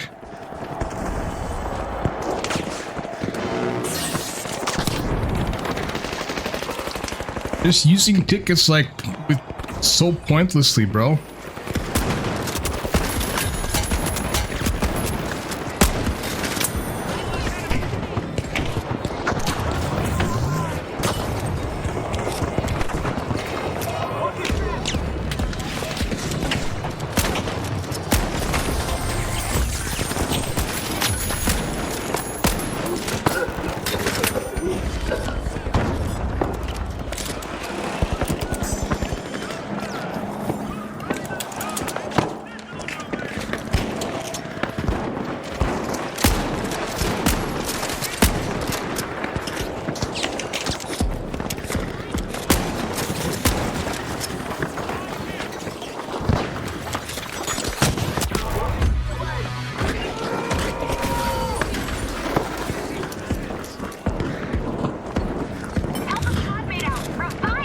You little fucker.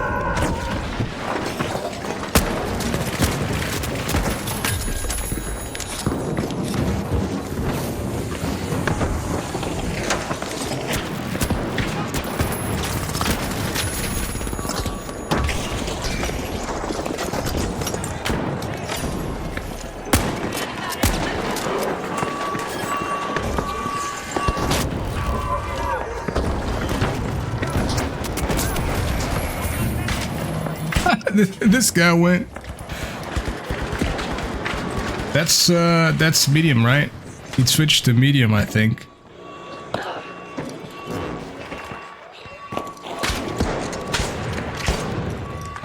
Oh no, it's this one. Still here. Or is it?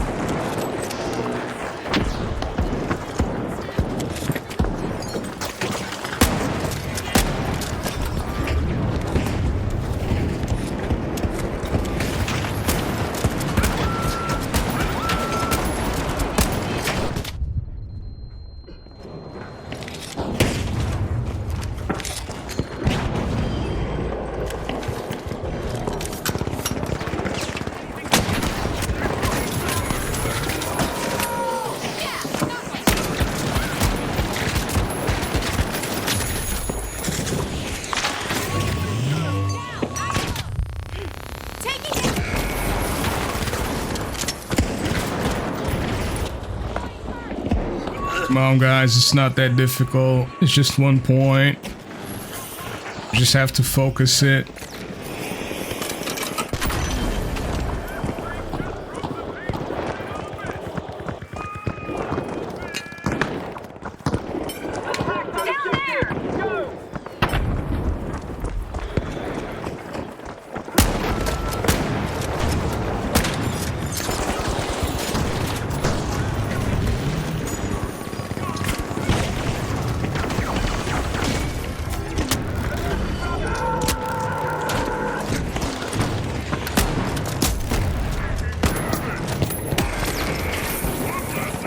One more hit and we would get. Position down here.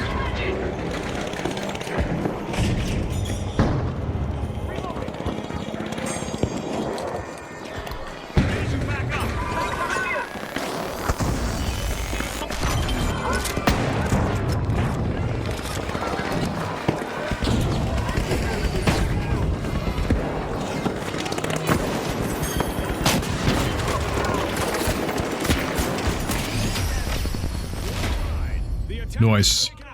And from the whole crew.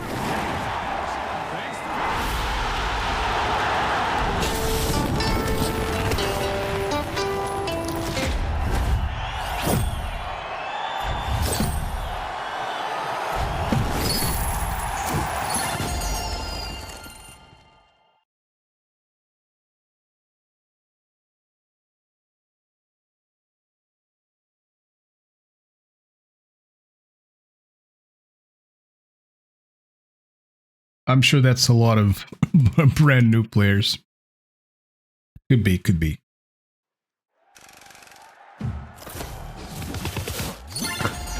Could be, could be.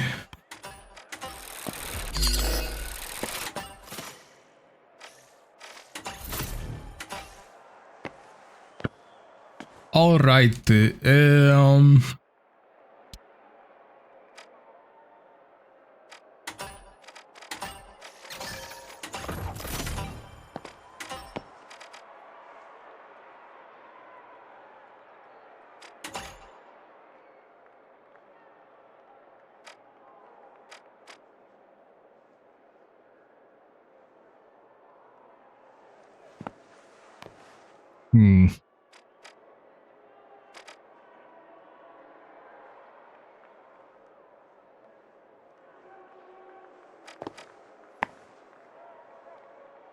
All right, let's give ranked a shot here.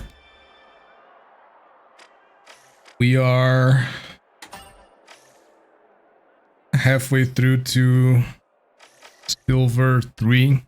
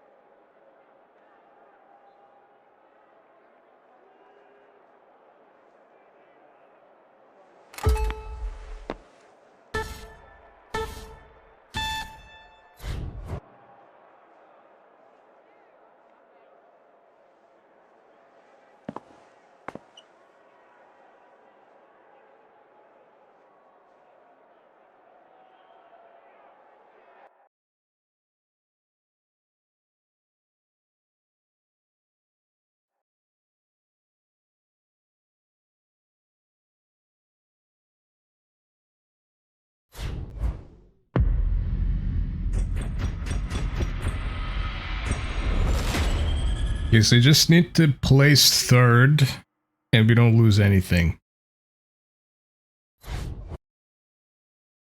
Let's see how it goes. 2 healing mediums, that could be all right.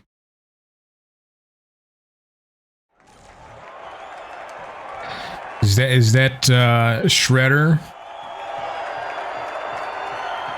from Ninja Turtles? Light, heavy, medium, heavy, medium. Is this what the meta is now, or? Let's see if fortune favors the bold here at Fortune Stadium. Which team will rise to the challenge and make their mark today? The tough shells. The finals. And finally. Let the games begin.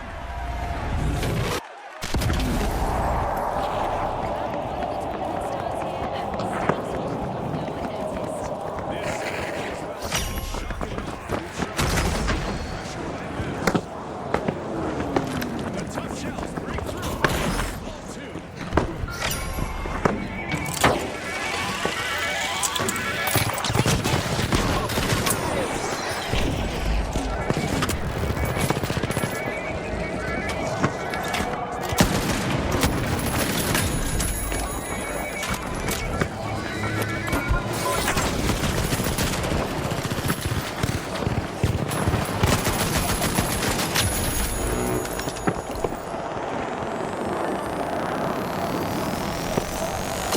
That's quite the start right there.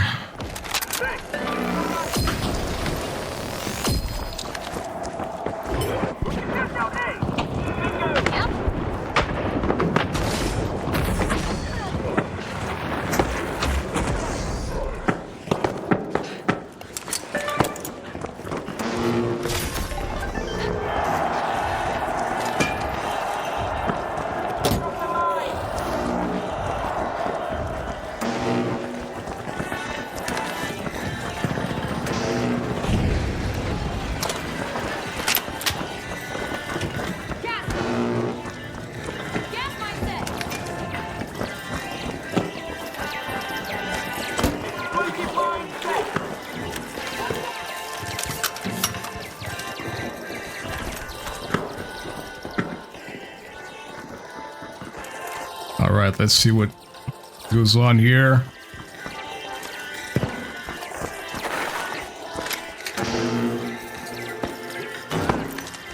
Yeet.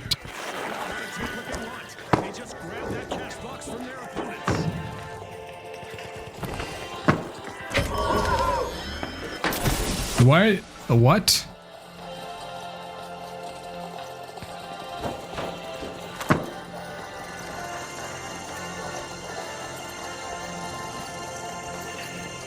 Someone might be pulling the same thing from like the other game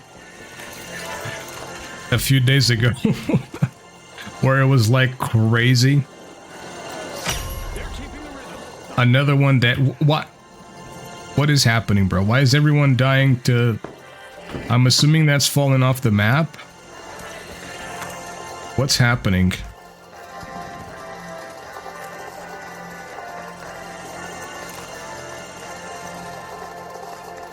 This is weird.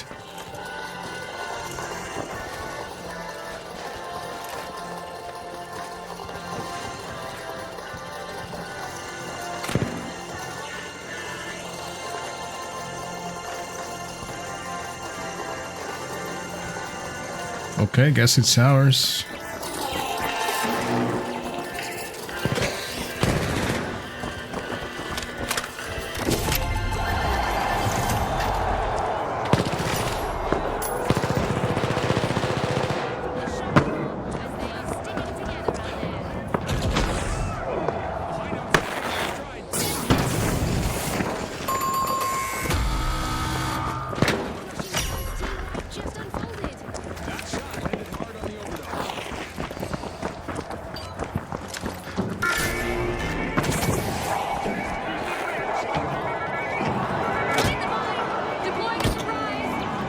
I thought that was a person. I was like, what? Are there parachutes now all of a sudden, or what?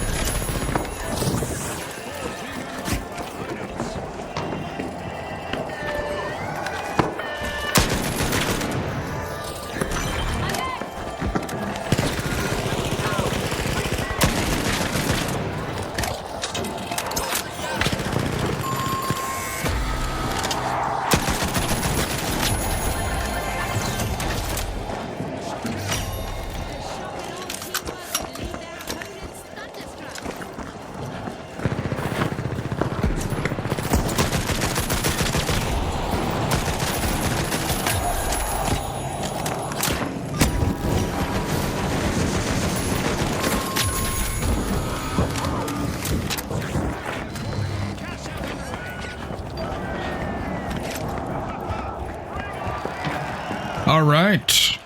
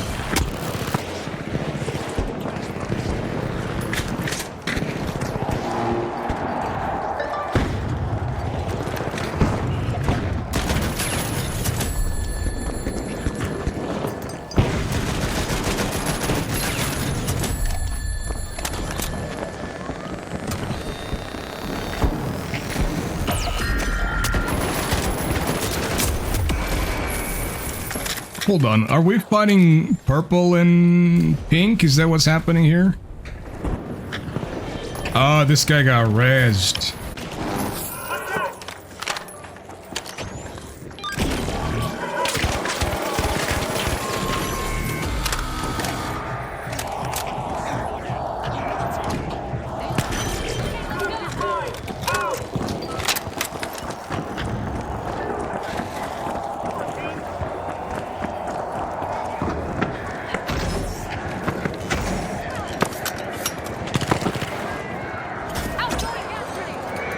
Yeah, it should be more than good here.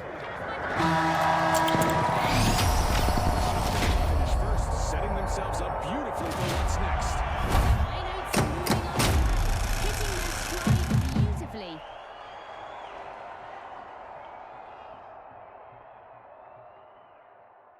That was all right there.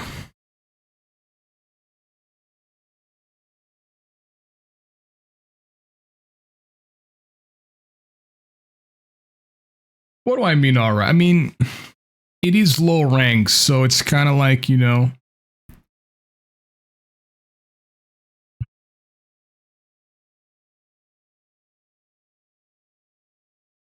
I do think, I don't consider myself to be like above gold, not yet anyways, but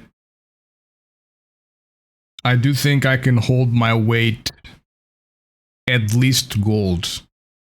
And anything above gold, I have no clue because I never got to it. But I do think I can hold my weight on gold.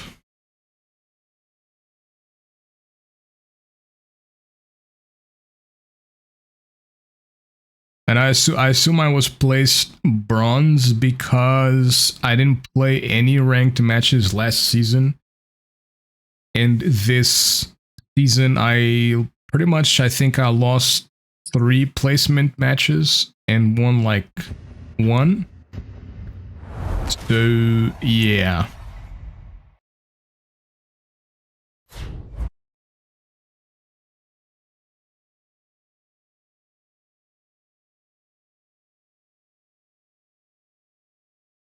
All right, let's try to make it to first or second. That would obviously be ideal.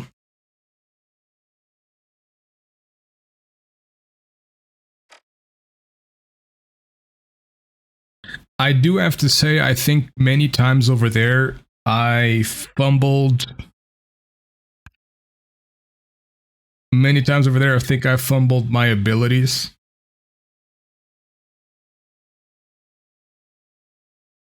Like in certain situations, I should have put the shield more often.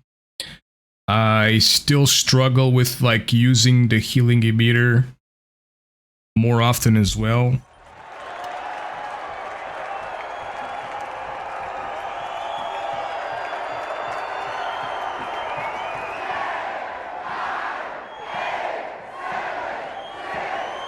We'll get there though, we'll get there.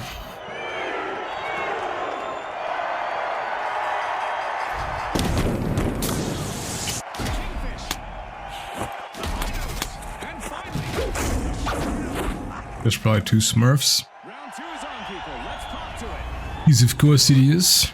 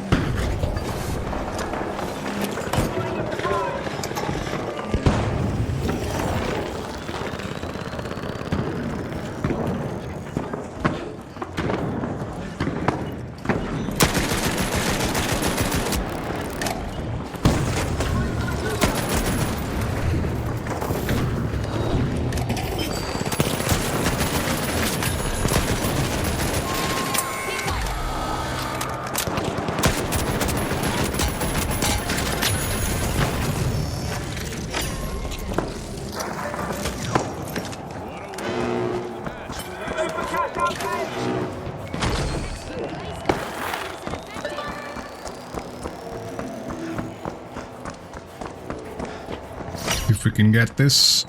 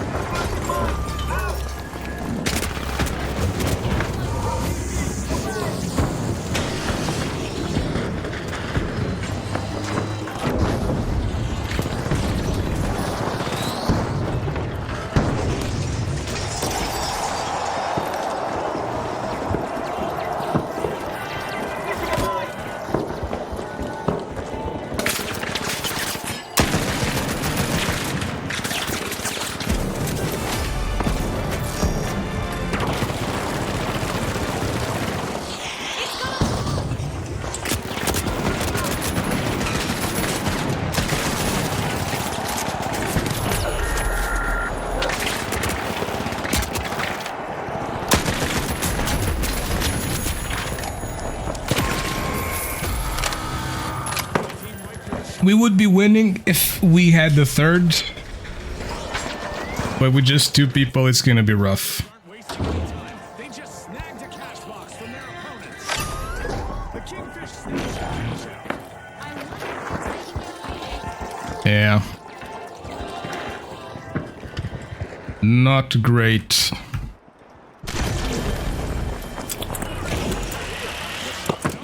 Ah, he's back.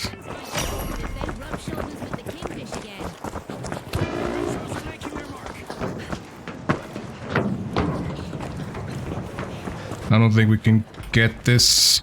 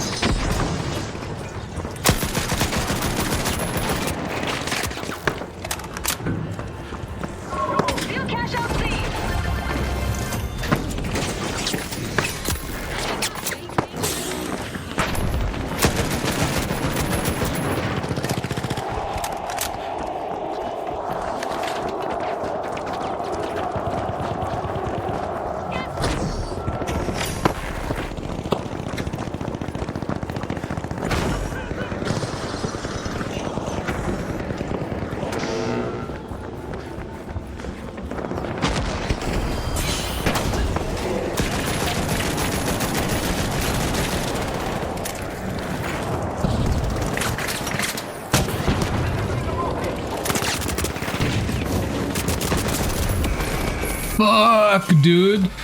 Gun, shoot shit, brother.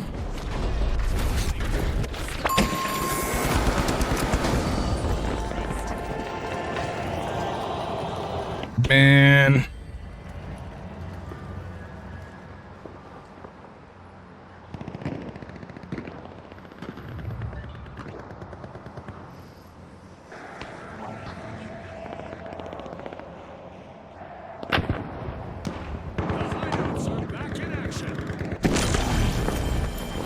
Just get Vault 4, I think.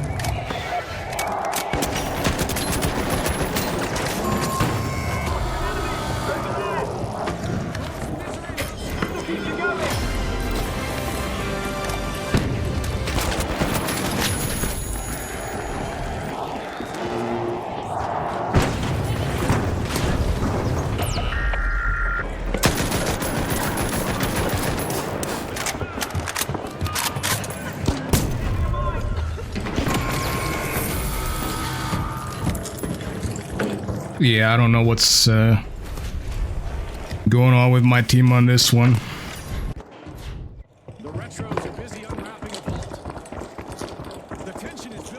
I feel like these guys are the probably the easiest ones to take down. Like the orange, they do a lot of that. Look at that 10-0. Holy shit. Ah, we lost. Oh man, okay.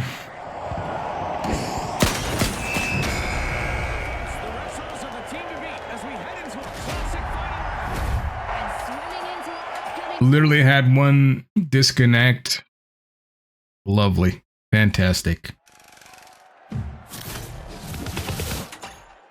Back to bronze.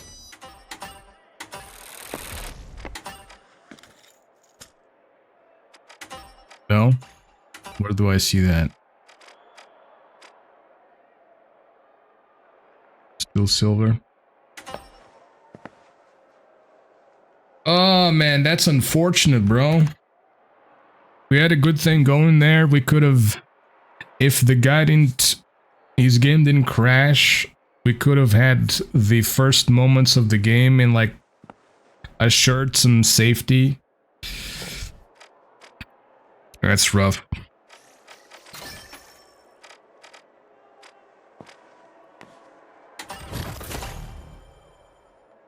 Maybe I'll go medium.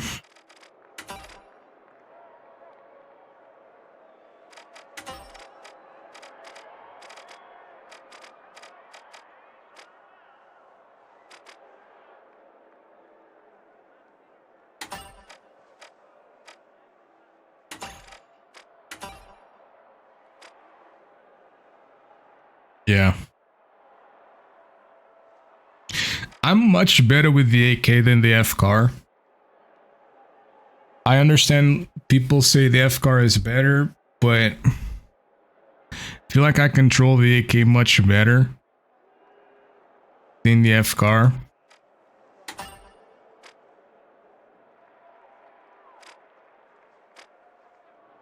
Ah, okay, that's why. The fire rate is lower, but it does more damage than the AK.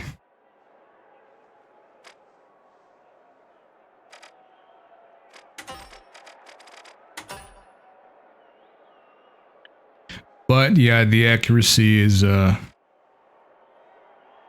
higher?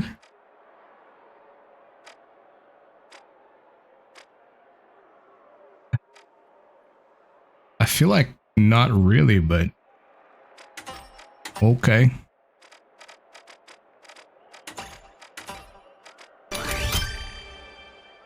Let's try that.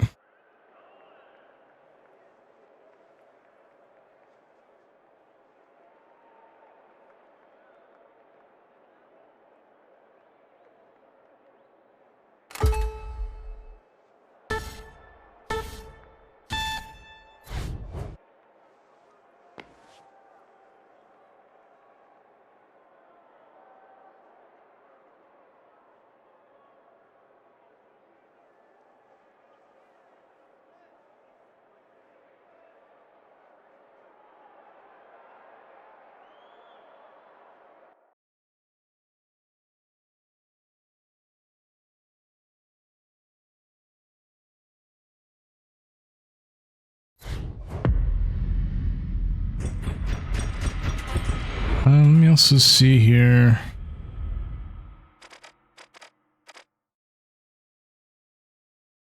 Oh, okay, so in game I can't change that.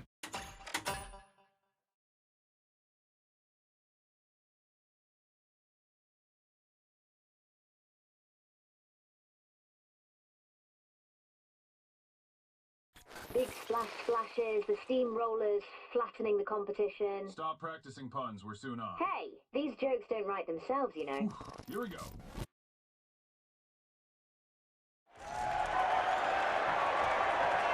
Let's see if we get a bit luckier with this team.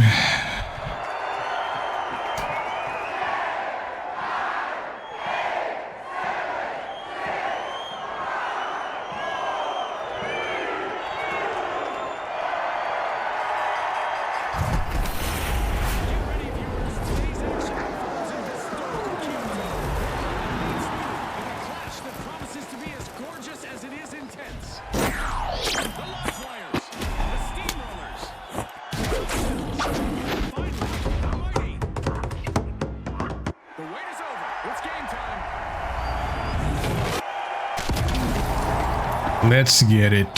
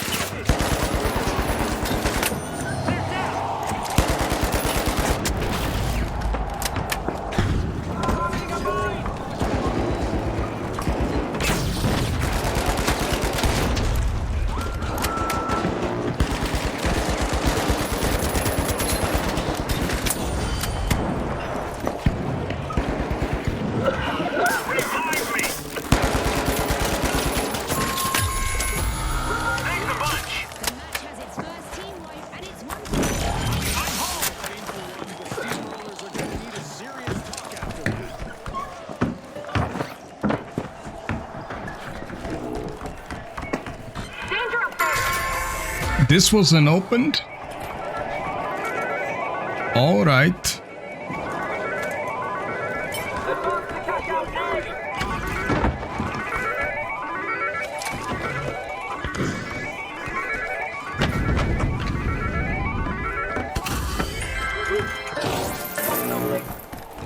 The mighty swooped up a cash box. Live wires are back in play. Enemy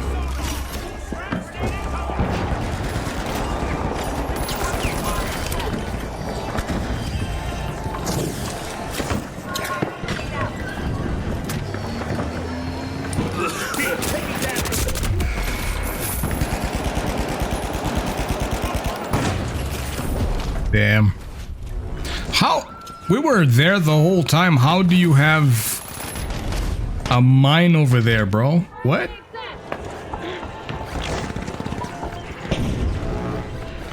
That's not.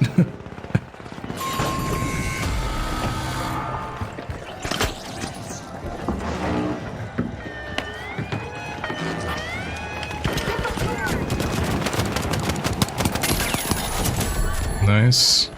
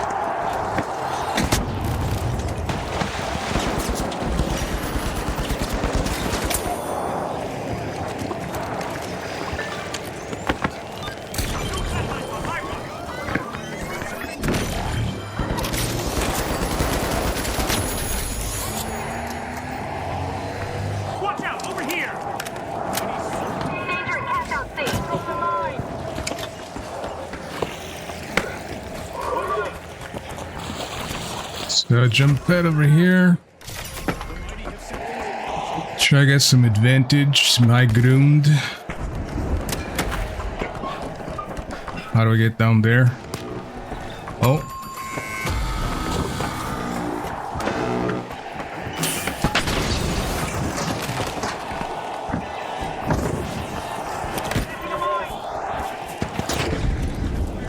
Is there anything I can put there?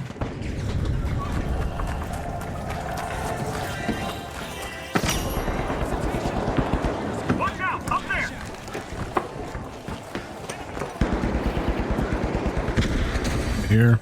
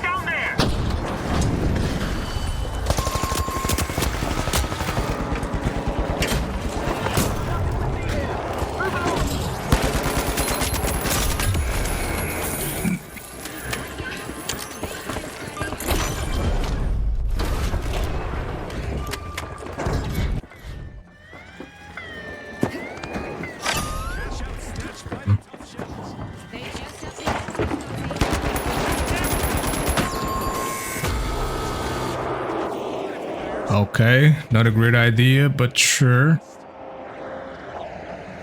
Don't think we can get this in time. Okay.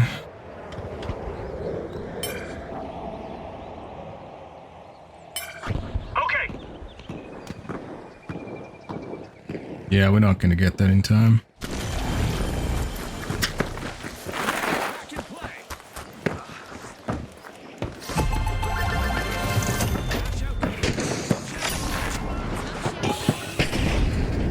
Take ball 5.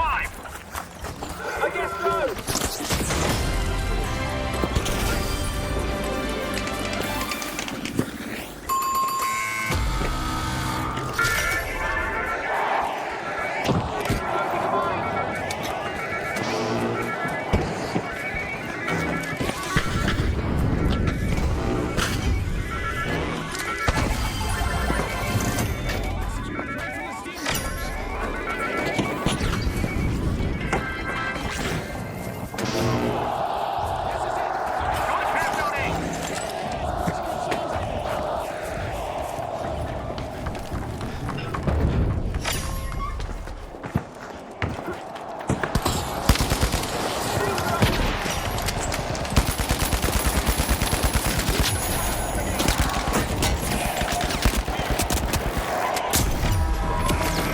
Fuck, dude.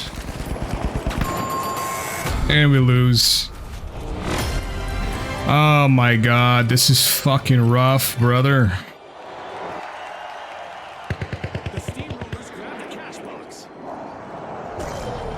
Fucking Pink was behind me.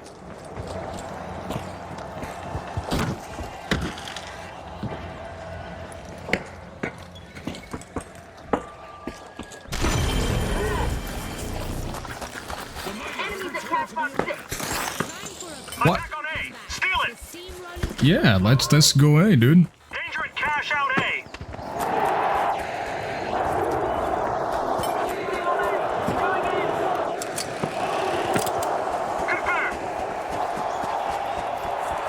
I mean... Okay, we lost.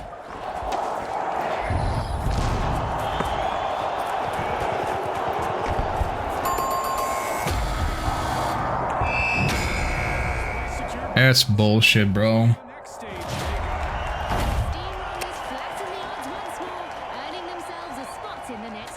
That's some bullshit, dude.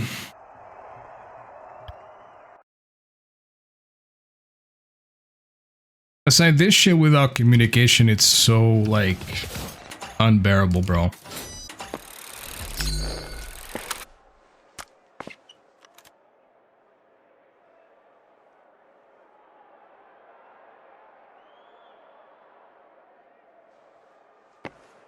But, looking back into what I did when I jumped down to try and defend the point, because I heard my mind went off, and I was like, oh, they're over there. So I thought, okay, let me rush that so that I can save it. And I think that by rushing is the biggest mistake I made, because when I rushed it, I did manage to kill the heavy, but there was the medium who killed me, and then my team wasn't fast enough to, you know, damage them, because obviously they don't know exactly where they are, so it's pretty understandable. I kind of wonder... The thing is, defib is very good, but I kind of wonder if it would be also good to have, like, proximity sensors over there. To just, like, be aware where they are, because proximity sensor over there would have been fantastic.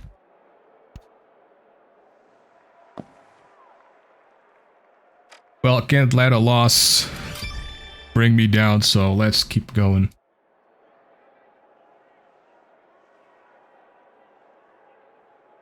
We're gonna keep on losing anyway, so might as well learn.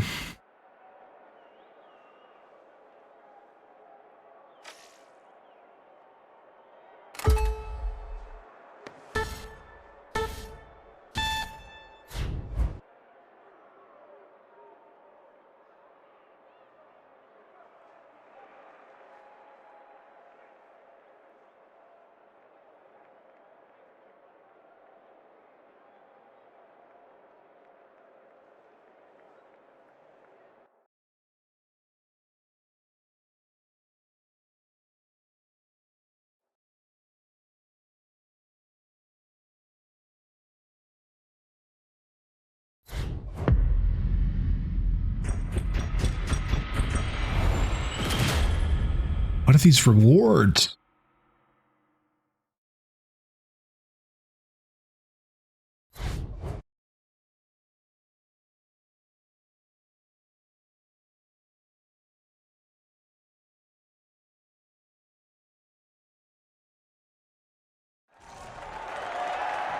Another thing is that I have to get much better with the F-car.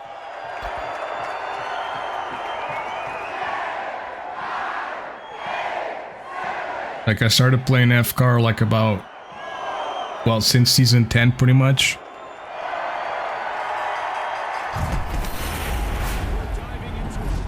Do DMAT, me with healing beam. Let's see how that goes.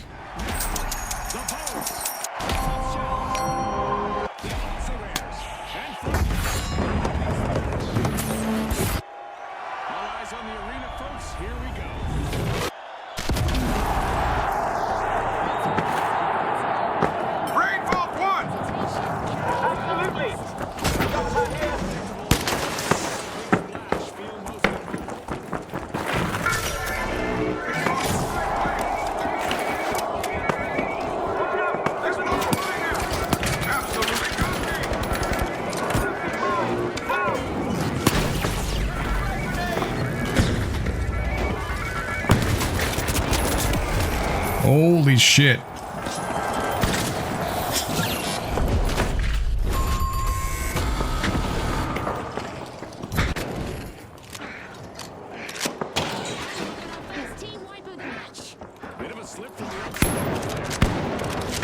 Not a very bright idea. Especially not when you're the last one. Obviously they're gonna hunt you down.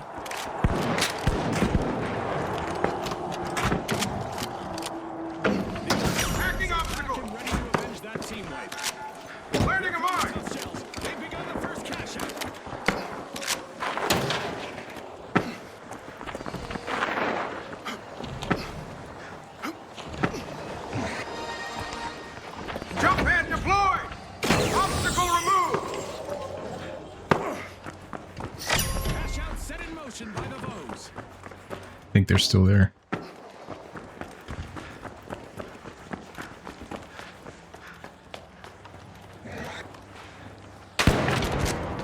Yep.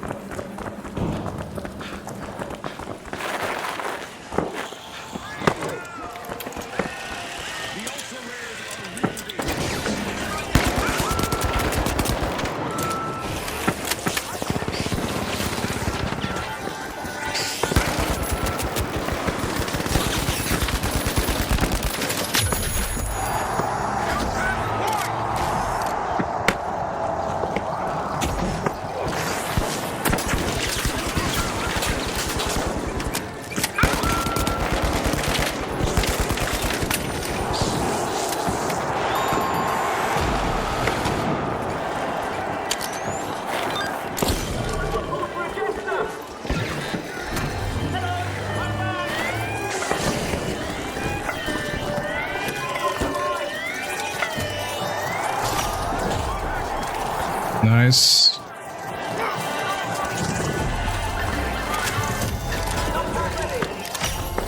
I don't know if that's gonna do anything, but heck it.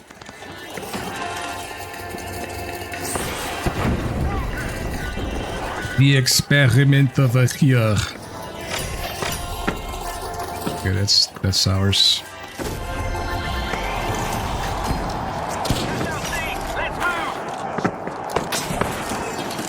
See?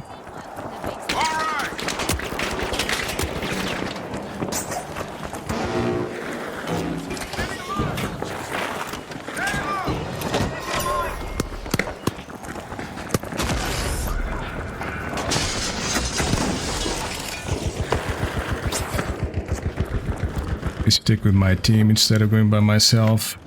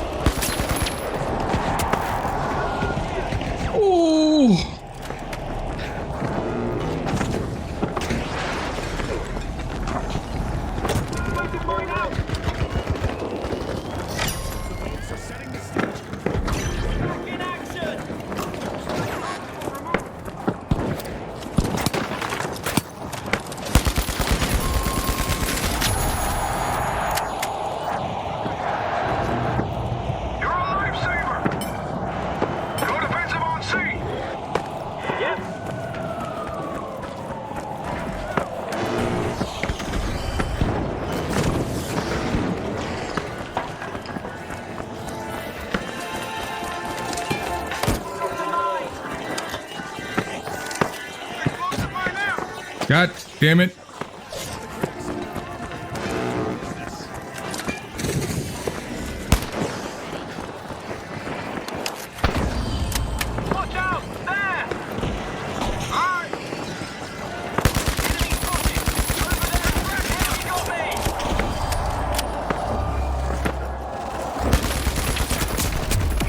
Ah, damn, they're together.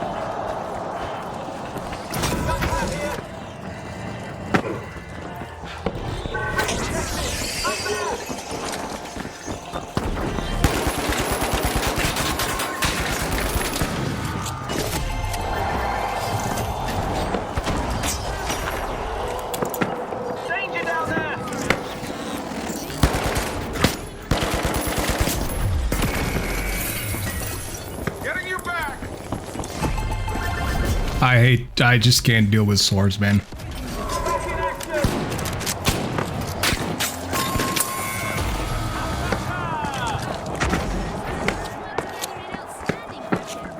Explosive mine placed. All 5 advance. Okay. Yes, me lord.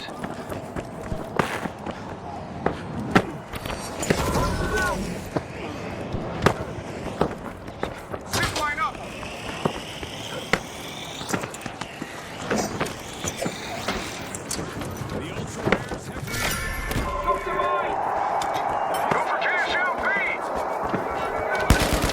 Oh, that's my guy. He's pink. I thought it was the big guys.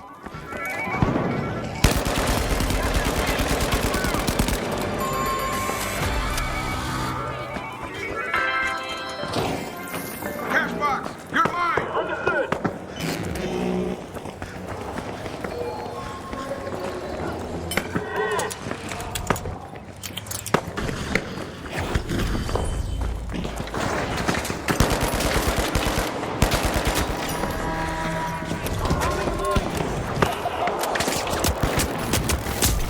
Fuck, man.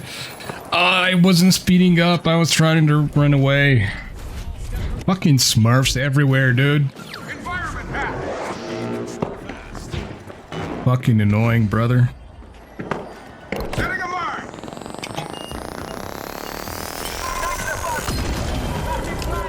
Come on. Absolutely.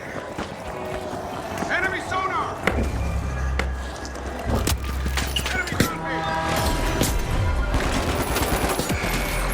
Ah. Look how stupid that shit is, bro. That is so fucking stupid. Jesus Christ.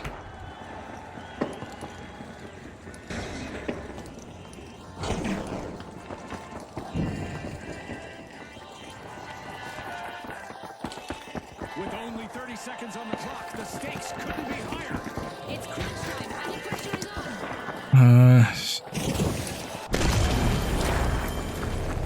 Back on me! Certainly! Let's step away! Be careful!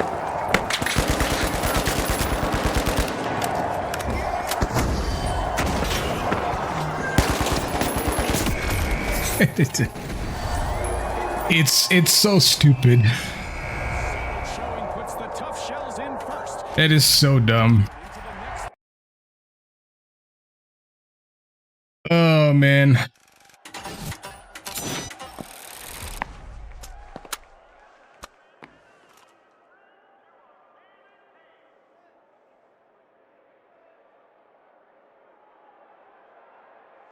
It's like, I understand that if you're playing a sword against guns, so there has to be some leverage. But bro, it's like, I feel like medium should have a sword like that. Not like light should have the dagger, the throwing knives. It makes sense, but like, why do you have a sword that like dashes you forward as if you have like an extra dash, and then you just have to like dash all over the place? And like, unless you're going against someone who's like on freaking Adderall or something like that, it's gonna be like so difficult to keep up with it.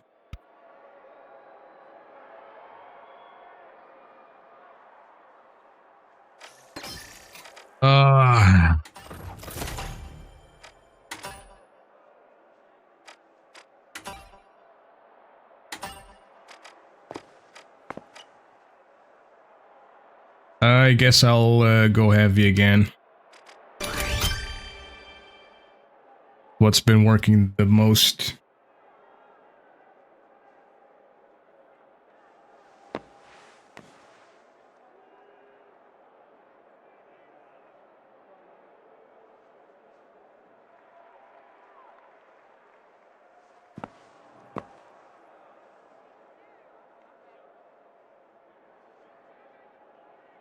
I need to find like somebody to play this with. Somebody who wants to play more regularly, not just like every now and again.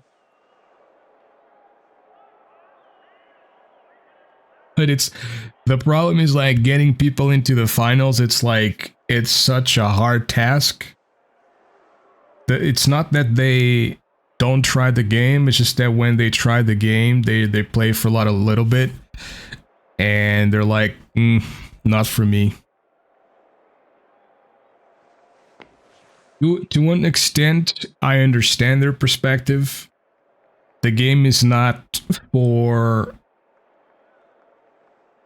Unfortunately, the game is not for casuals.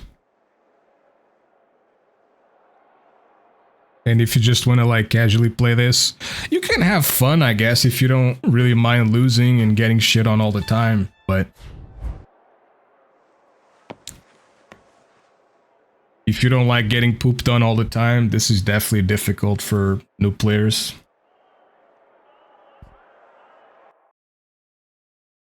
Like, I feel like over 70% of new players are just Smurfs.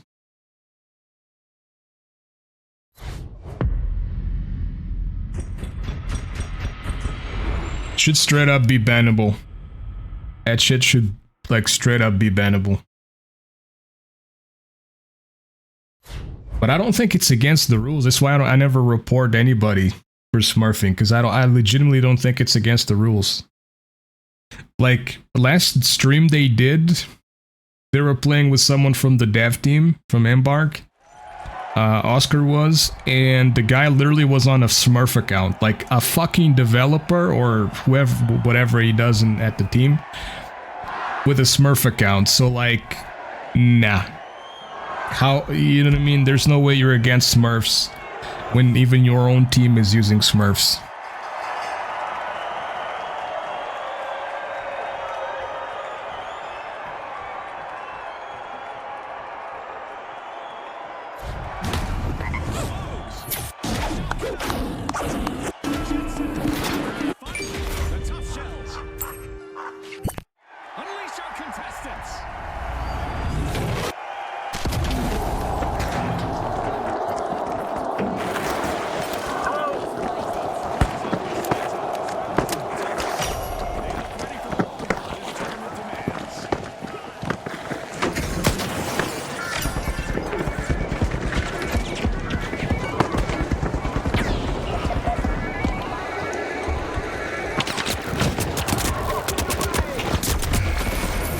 Alright, cool.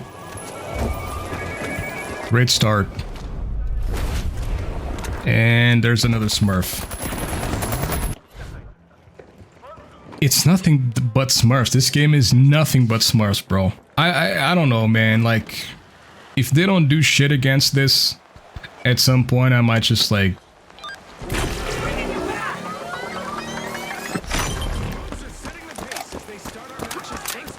I might just have to like find something else, because they're not going to stray away from cash out, and I feel like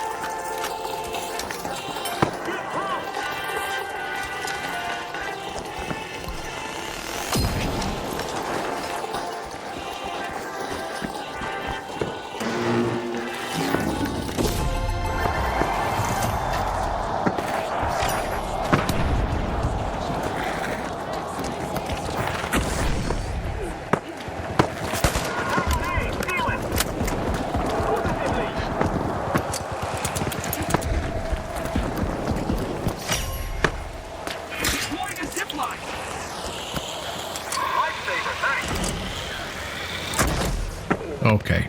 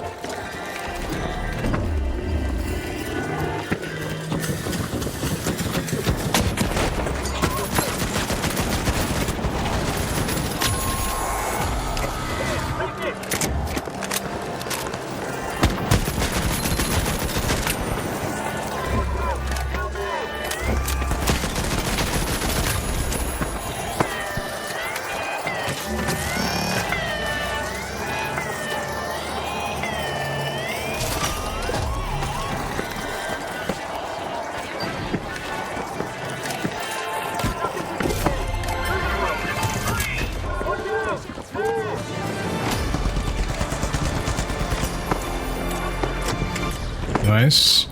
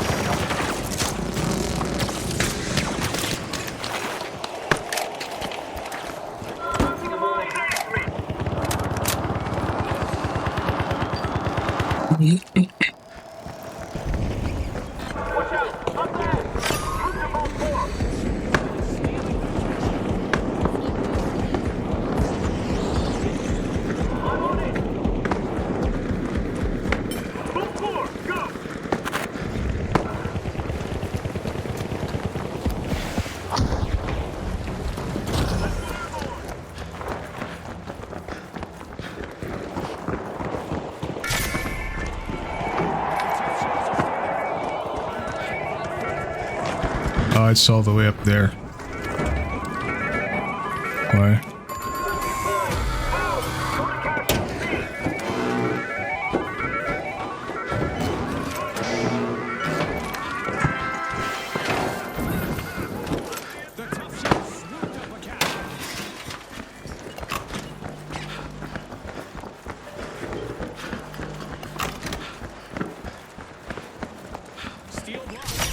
I'm fat, I can go through.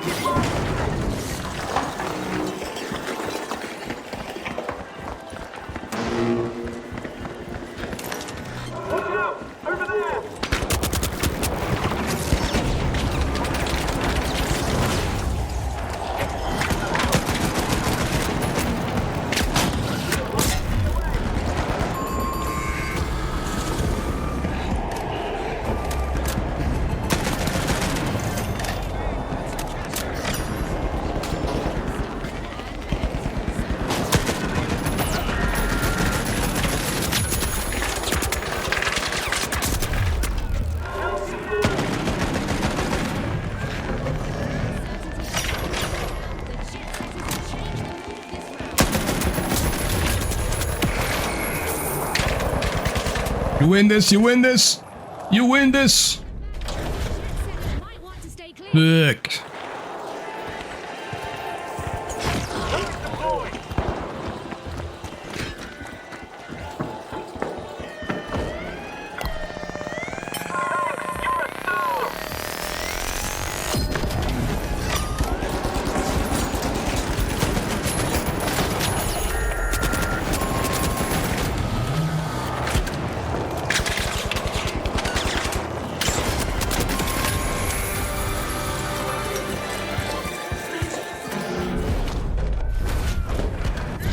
Why you're two dotting me?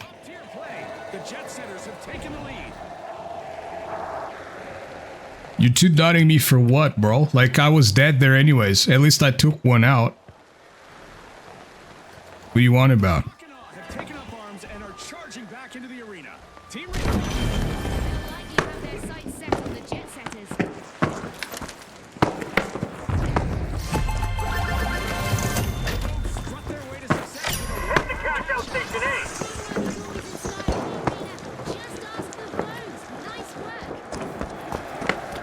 Like I was dead anyways, bro. It's pointless to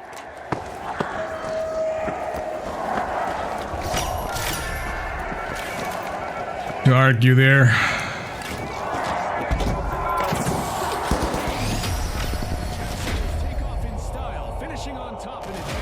Like I was dead anyways there. Like no doubt about it.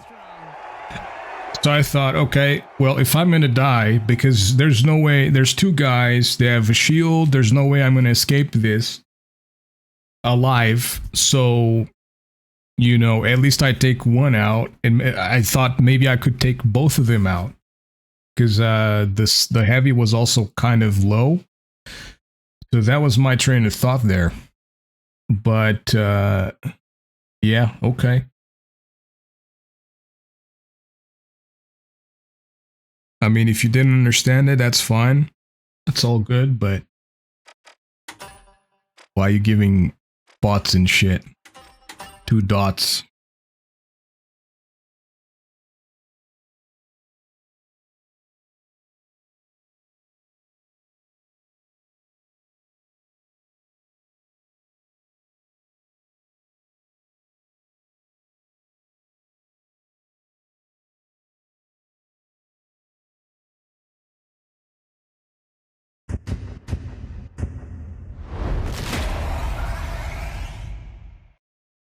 God damn, this is all entangled and shit. That's why I don't like wired shit anymore.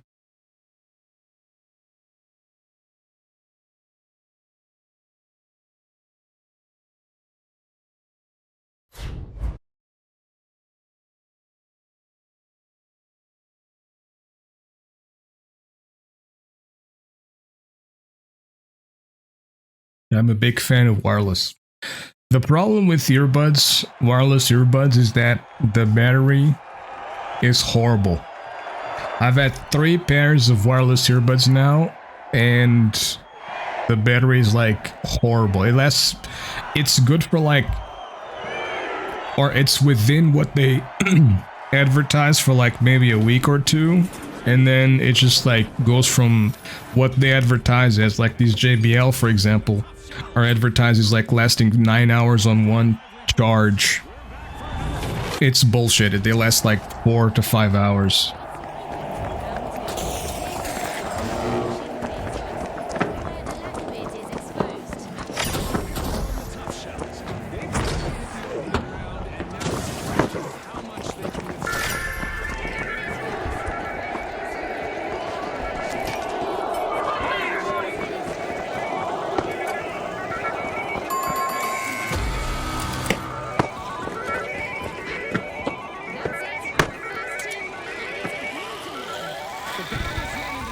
Okay, so no one's gonna pick this shit up?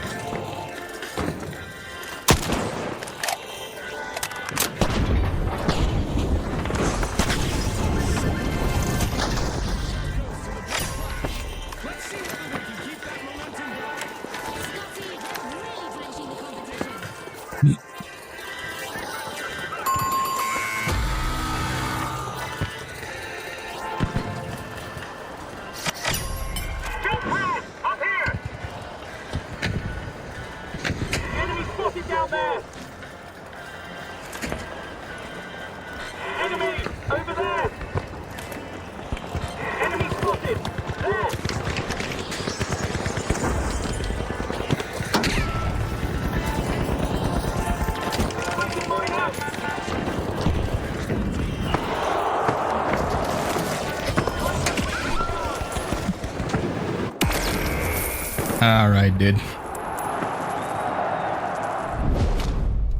Alright, dude.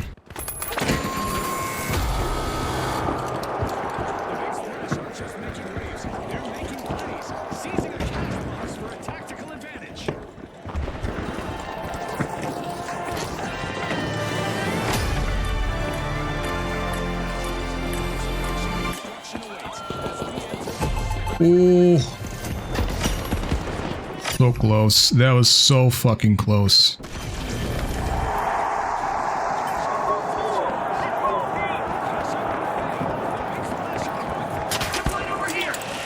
I wonder what happened to my mines. Do the mines go away when you die?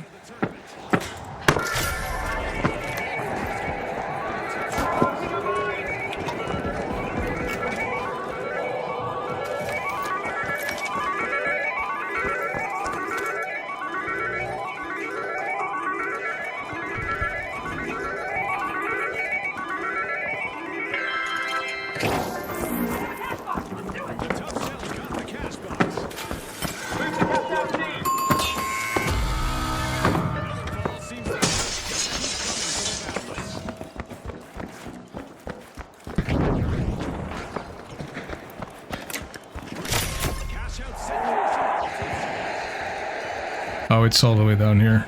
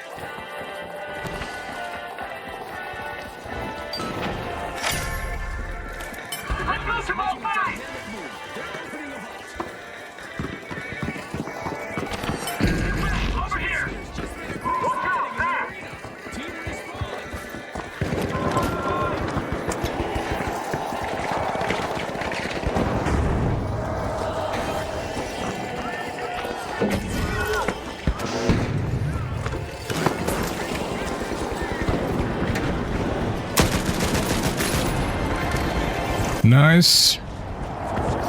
Let's keep on rocking.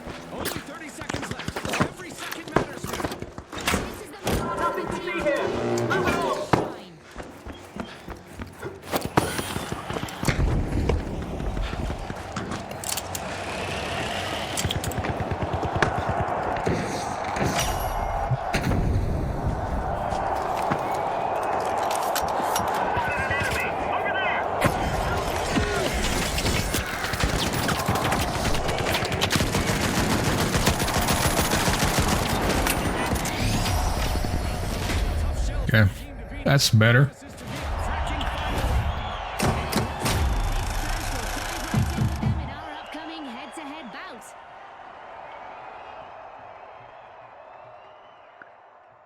Let's get it. Let's get it.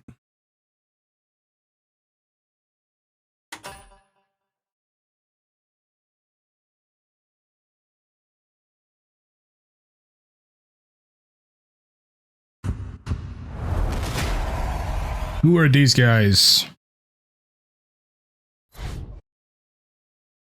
I don't. Do I remember them? I don't remember them for some reason. Because I know, like, this last point we got. Remember one with an M11, but it could be one of them. No, it's a heavy, light, medium.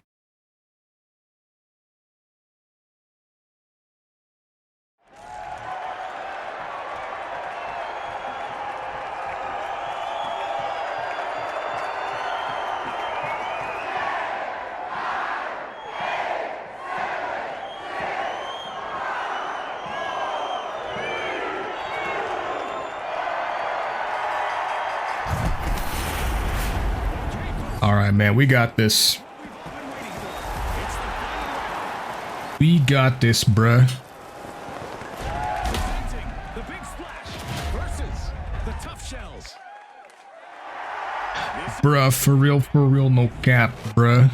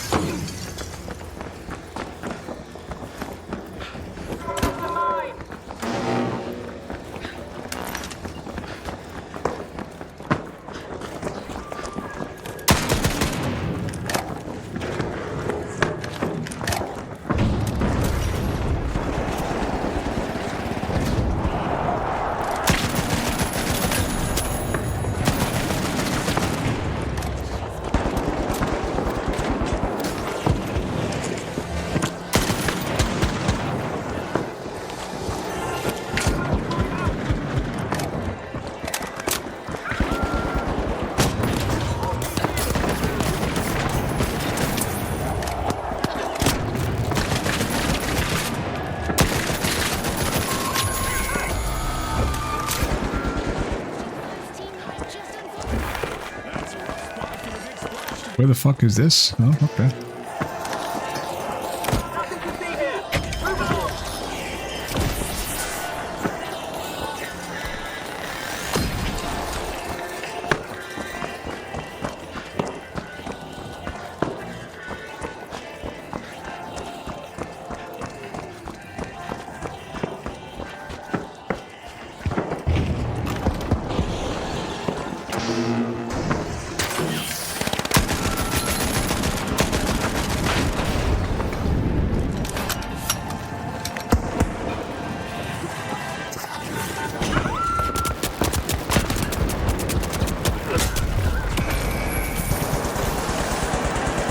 I don't know what I was thinking there, to be honest. Not the brightest idea there.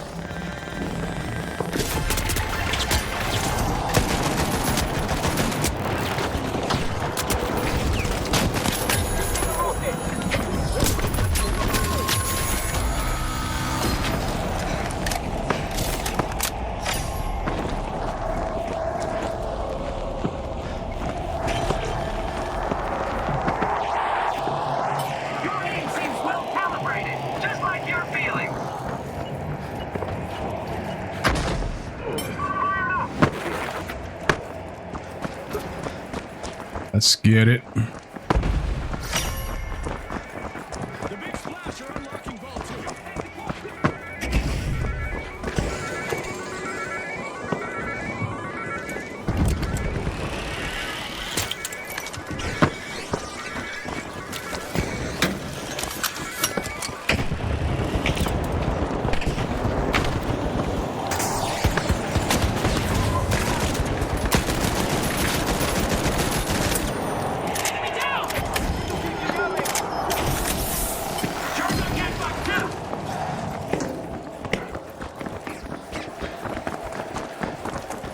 It feels like many times, I don't know if I'm the one using it poorly. Because many times like the healing emitter just doesn't get used by people. But it could be me.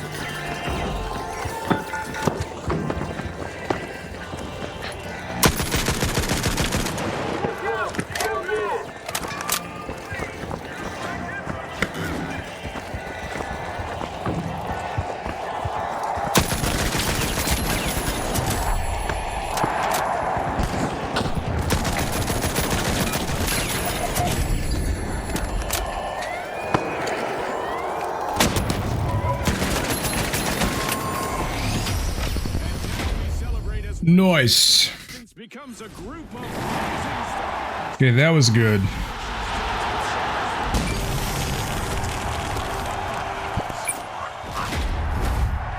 Got some kills. We did our thing. We capped. Got MVP for some reason. Well. Still pretty sure. Yeah, still. Wait, what is that? Is that like the general experience of things? Yeah. Yeah. Still silver 4.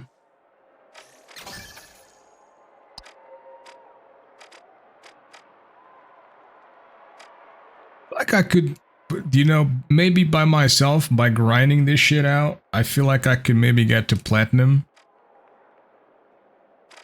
And to get to diamond, I don't know if I have the patience to get to diamond or ruby. It's probably doable. Probably doable. I think the biggest thing for the finals, man, is essentially like the micromanagement of things and understanding where the enemy could come from and plan ahead and everything, because if you play other FPS games and you want to try the finals, it's 9 times out of 10, your skill in those games is going to translate or transfer over to the finals, at least for the FPS portion of it. The only thing that you need to learn and get better at is mainly the fact that, like, pretty much everything else, like understanding the cash outs, the vaults, the respawns, all of that kind of shit. But yeah, it's honestly not that difficult. But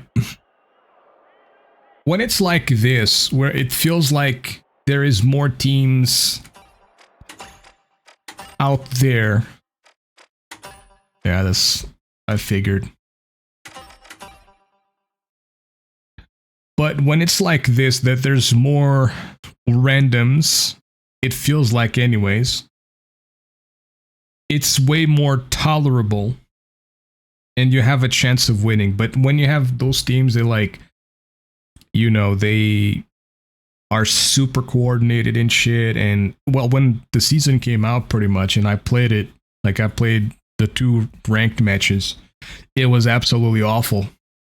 It was absolutely awful. I was just getting pooped on left and right. It's like literally every single other team was just straight up like parties. Party, party, party. And there you are by yourself, not knowing where to turn, not knowing much.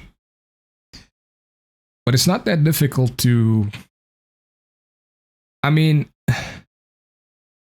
the finals learning curve, it's the difficult thing, but once you get that and you kind of get the basics and shit, it's not that difficult to move to other game modes. But it is, I think the difficult part about it is straight up the fact that, like, when you're going against all parties and the people are just like 10, 20 times more coordinated than you are, and you're trying to shoot a guy down, and when you least expect there's another one behind you because they're communicating everything, they know where you are at all times and stuff, and yeah.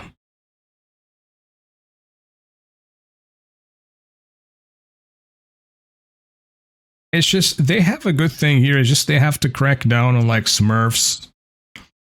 They have to crack down on cheating. I'm not saying anyone was cheating there, but like I witness a lot of mofos on Point Break. They 100% are cheating. Not 100%, but like 85% certain they're cheating. You know? It's just that thingy, just that feeling. So yeah. But with the right decisions, they can kick off the game. It's just they have to make the right decisions, which I don't know.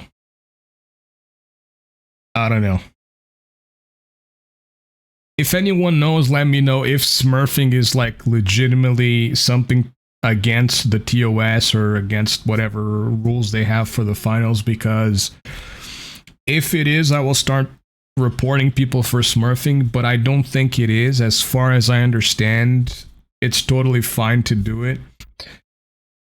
The thing is, like, how do I put this? Smurfs are fine if they're just like going through 1 or 2 matches, or maybe 3, 4, 5 matches, and they go back to where they should be. That's fine, but when you spend a lot of time and you're a smurf, but you're not that good, you're not like completely cracked, and you got to Ruby because you got carried or because you played with a team, so you have like that dependency on someone else to like maybe guide you or something like that. You know what I mean? I feel like it's a completely different thing. You know? Whereas for other people who might legitimately go solo to like Diamond or Ruby and stuff like that, then that's completely different. But yeah, I think they need to crack down on it. It's not fun when you're like a new player. You got like 3 or 4 matches in, and you see like you died to someone. The thing is, if you're a new player, do you even understand like the things that are possible and are like crazy for people to do at such a small level? Low level. You know what I mean? There are certain things that like a new player should not be doing, but then you see them do it, and it's like, what?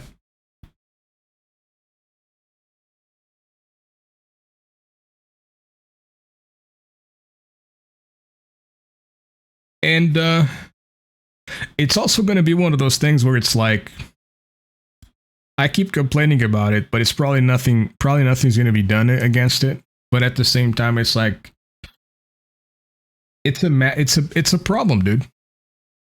It's a problem. If I was just looking for a game to play, like a shooter game, just to have fun, and this is what I deal with when I join the game, and I go play the normal game mode, quick cash and whatever, and all I'm getting is like low-level players who are tremendously better than I am. Meanwhile, I don't even understand half of the weapons I'm dealing with, or the gadgets, or the specializations. Yeah, I would probably quit the game and uninstall it, dude.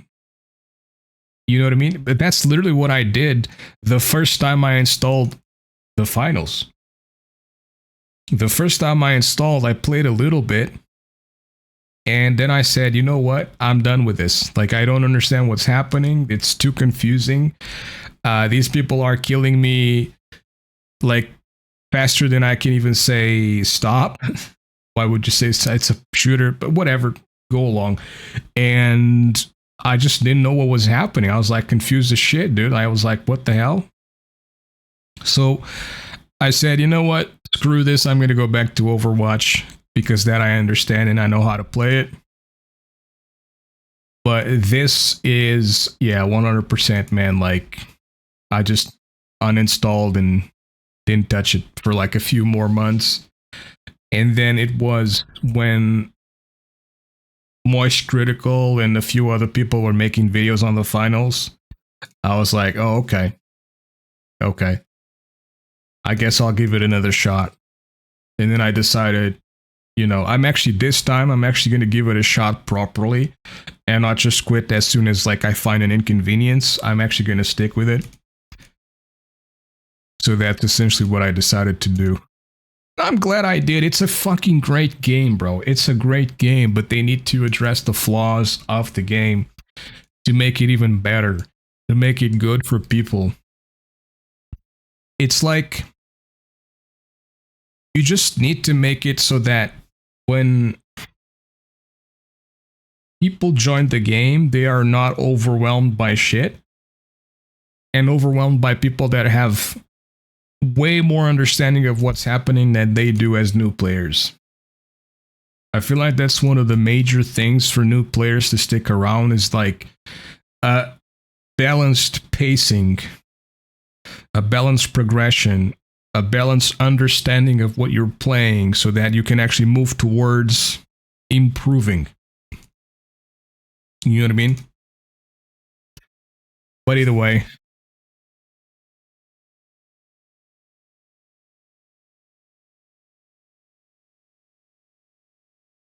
so today, it's going to be a little bit of a shorter stream. I'm going to be calling it now. But here's the thing.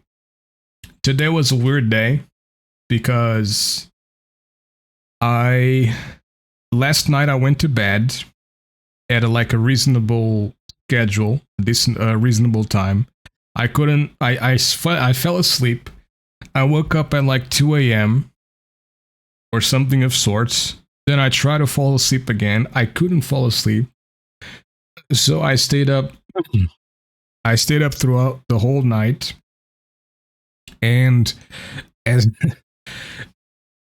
when it's usually a time that I go to sleep, because like just how my schedule's going stuff. Because in the previous company I started work at 11 a.m.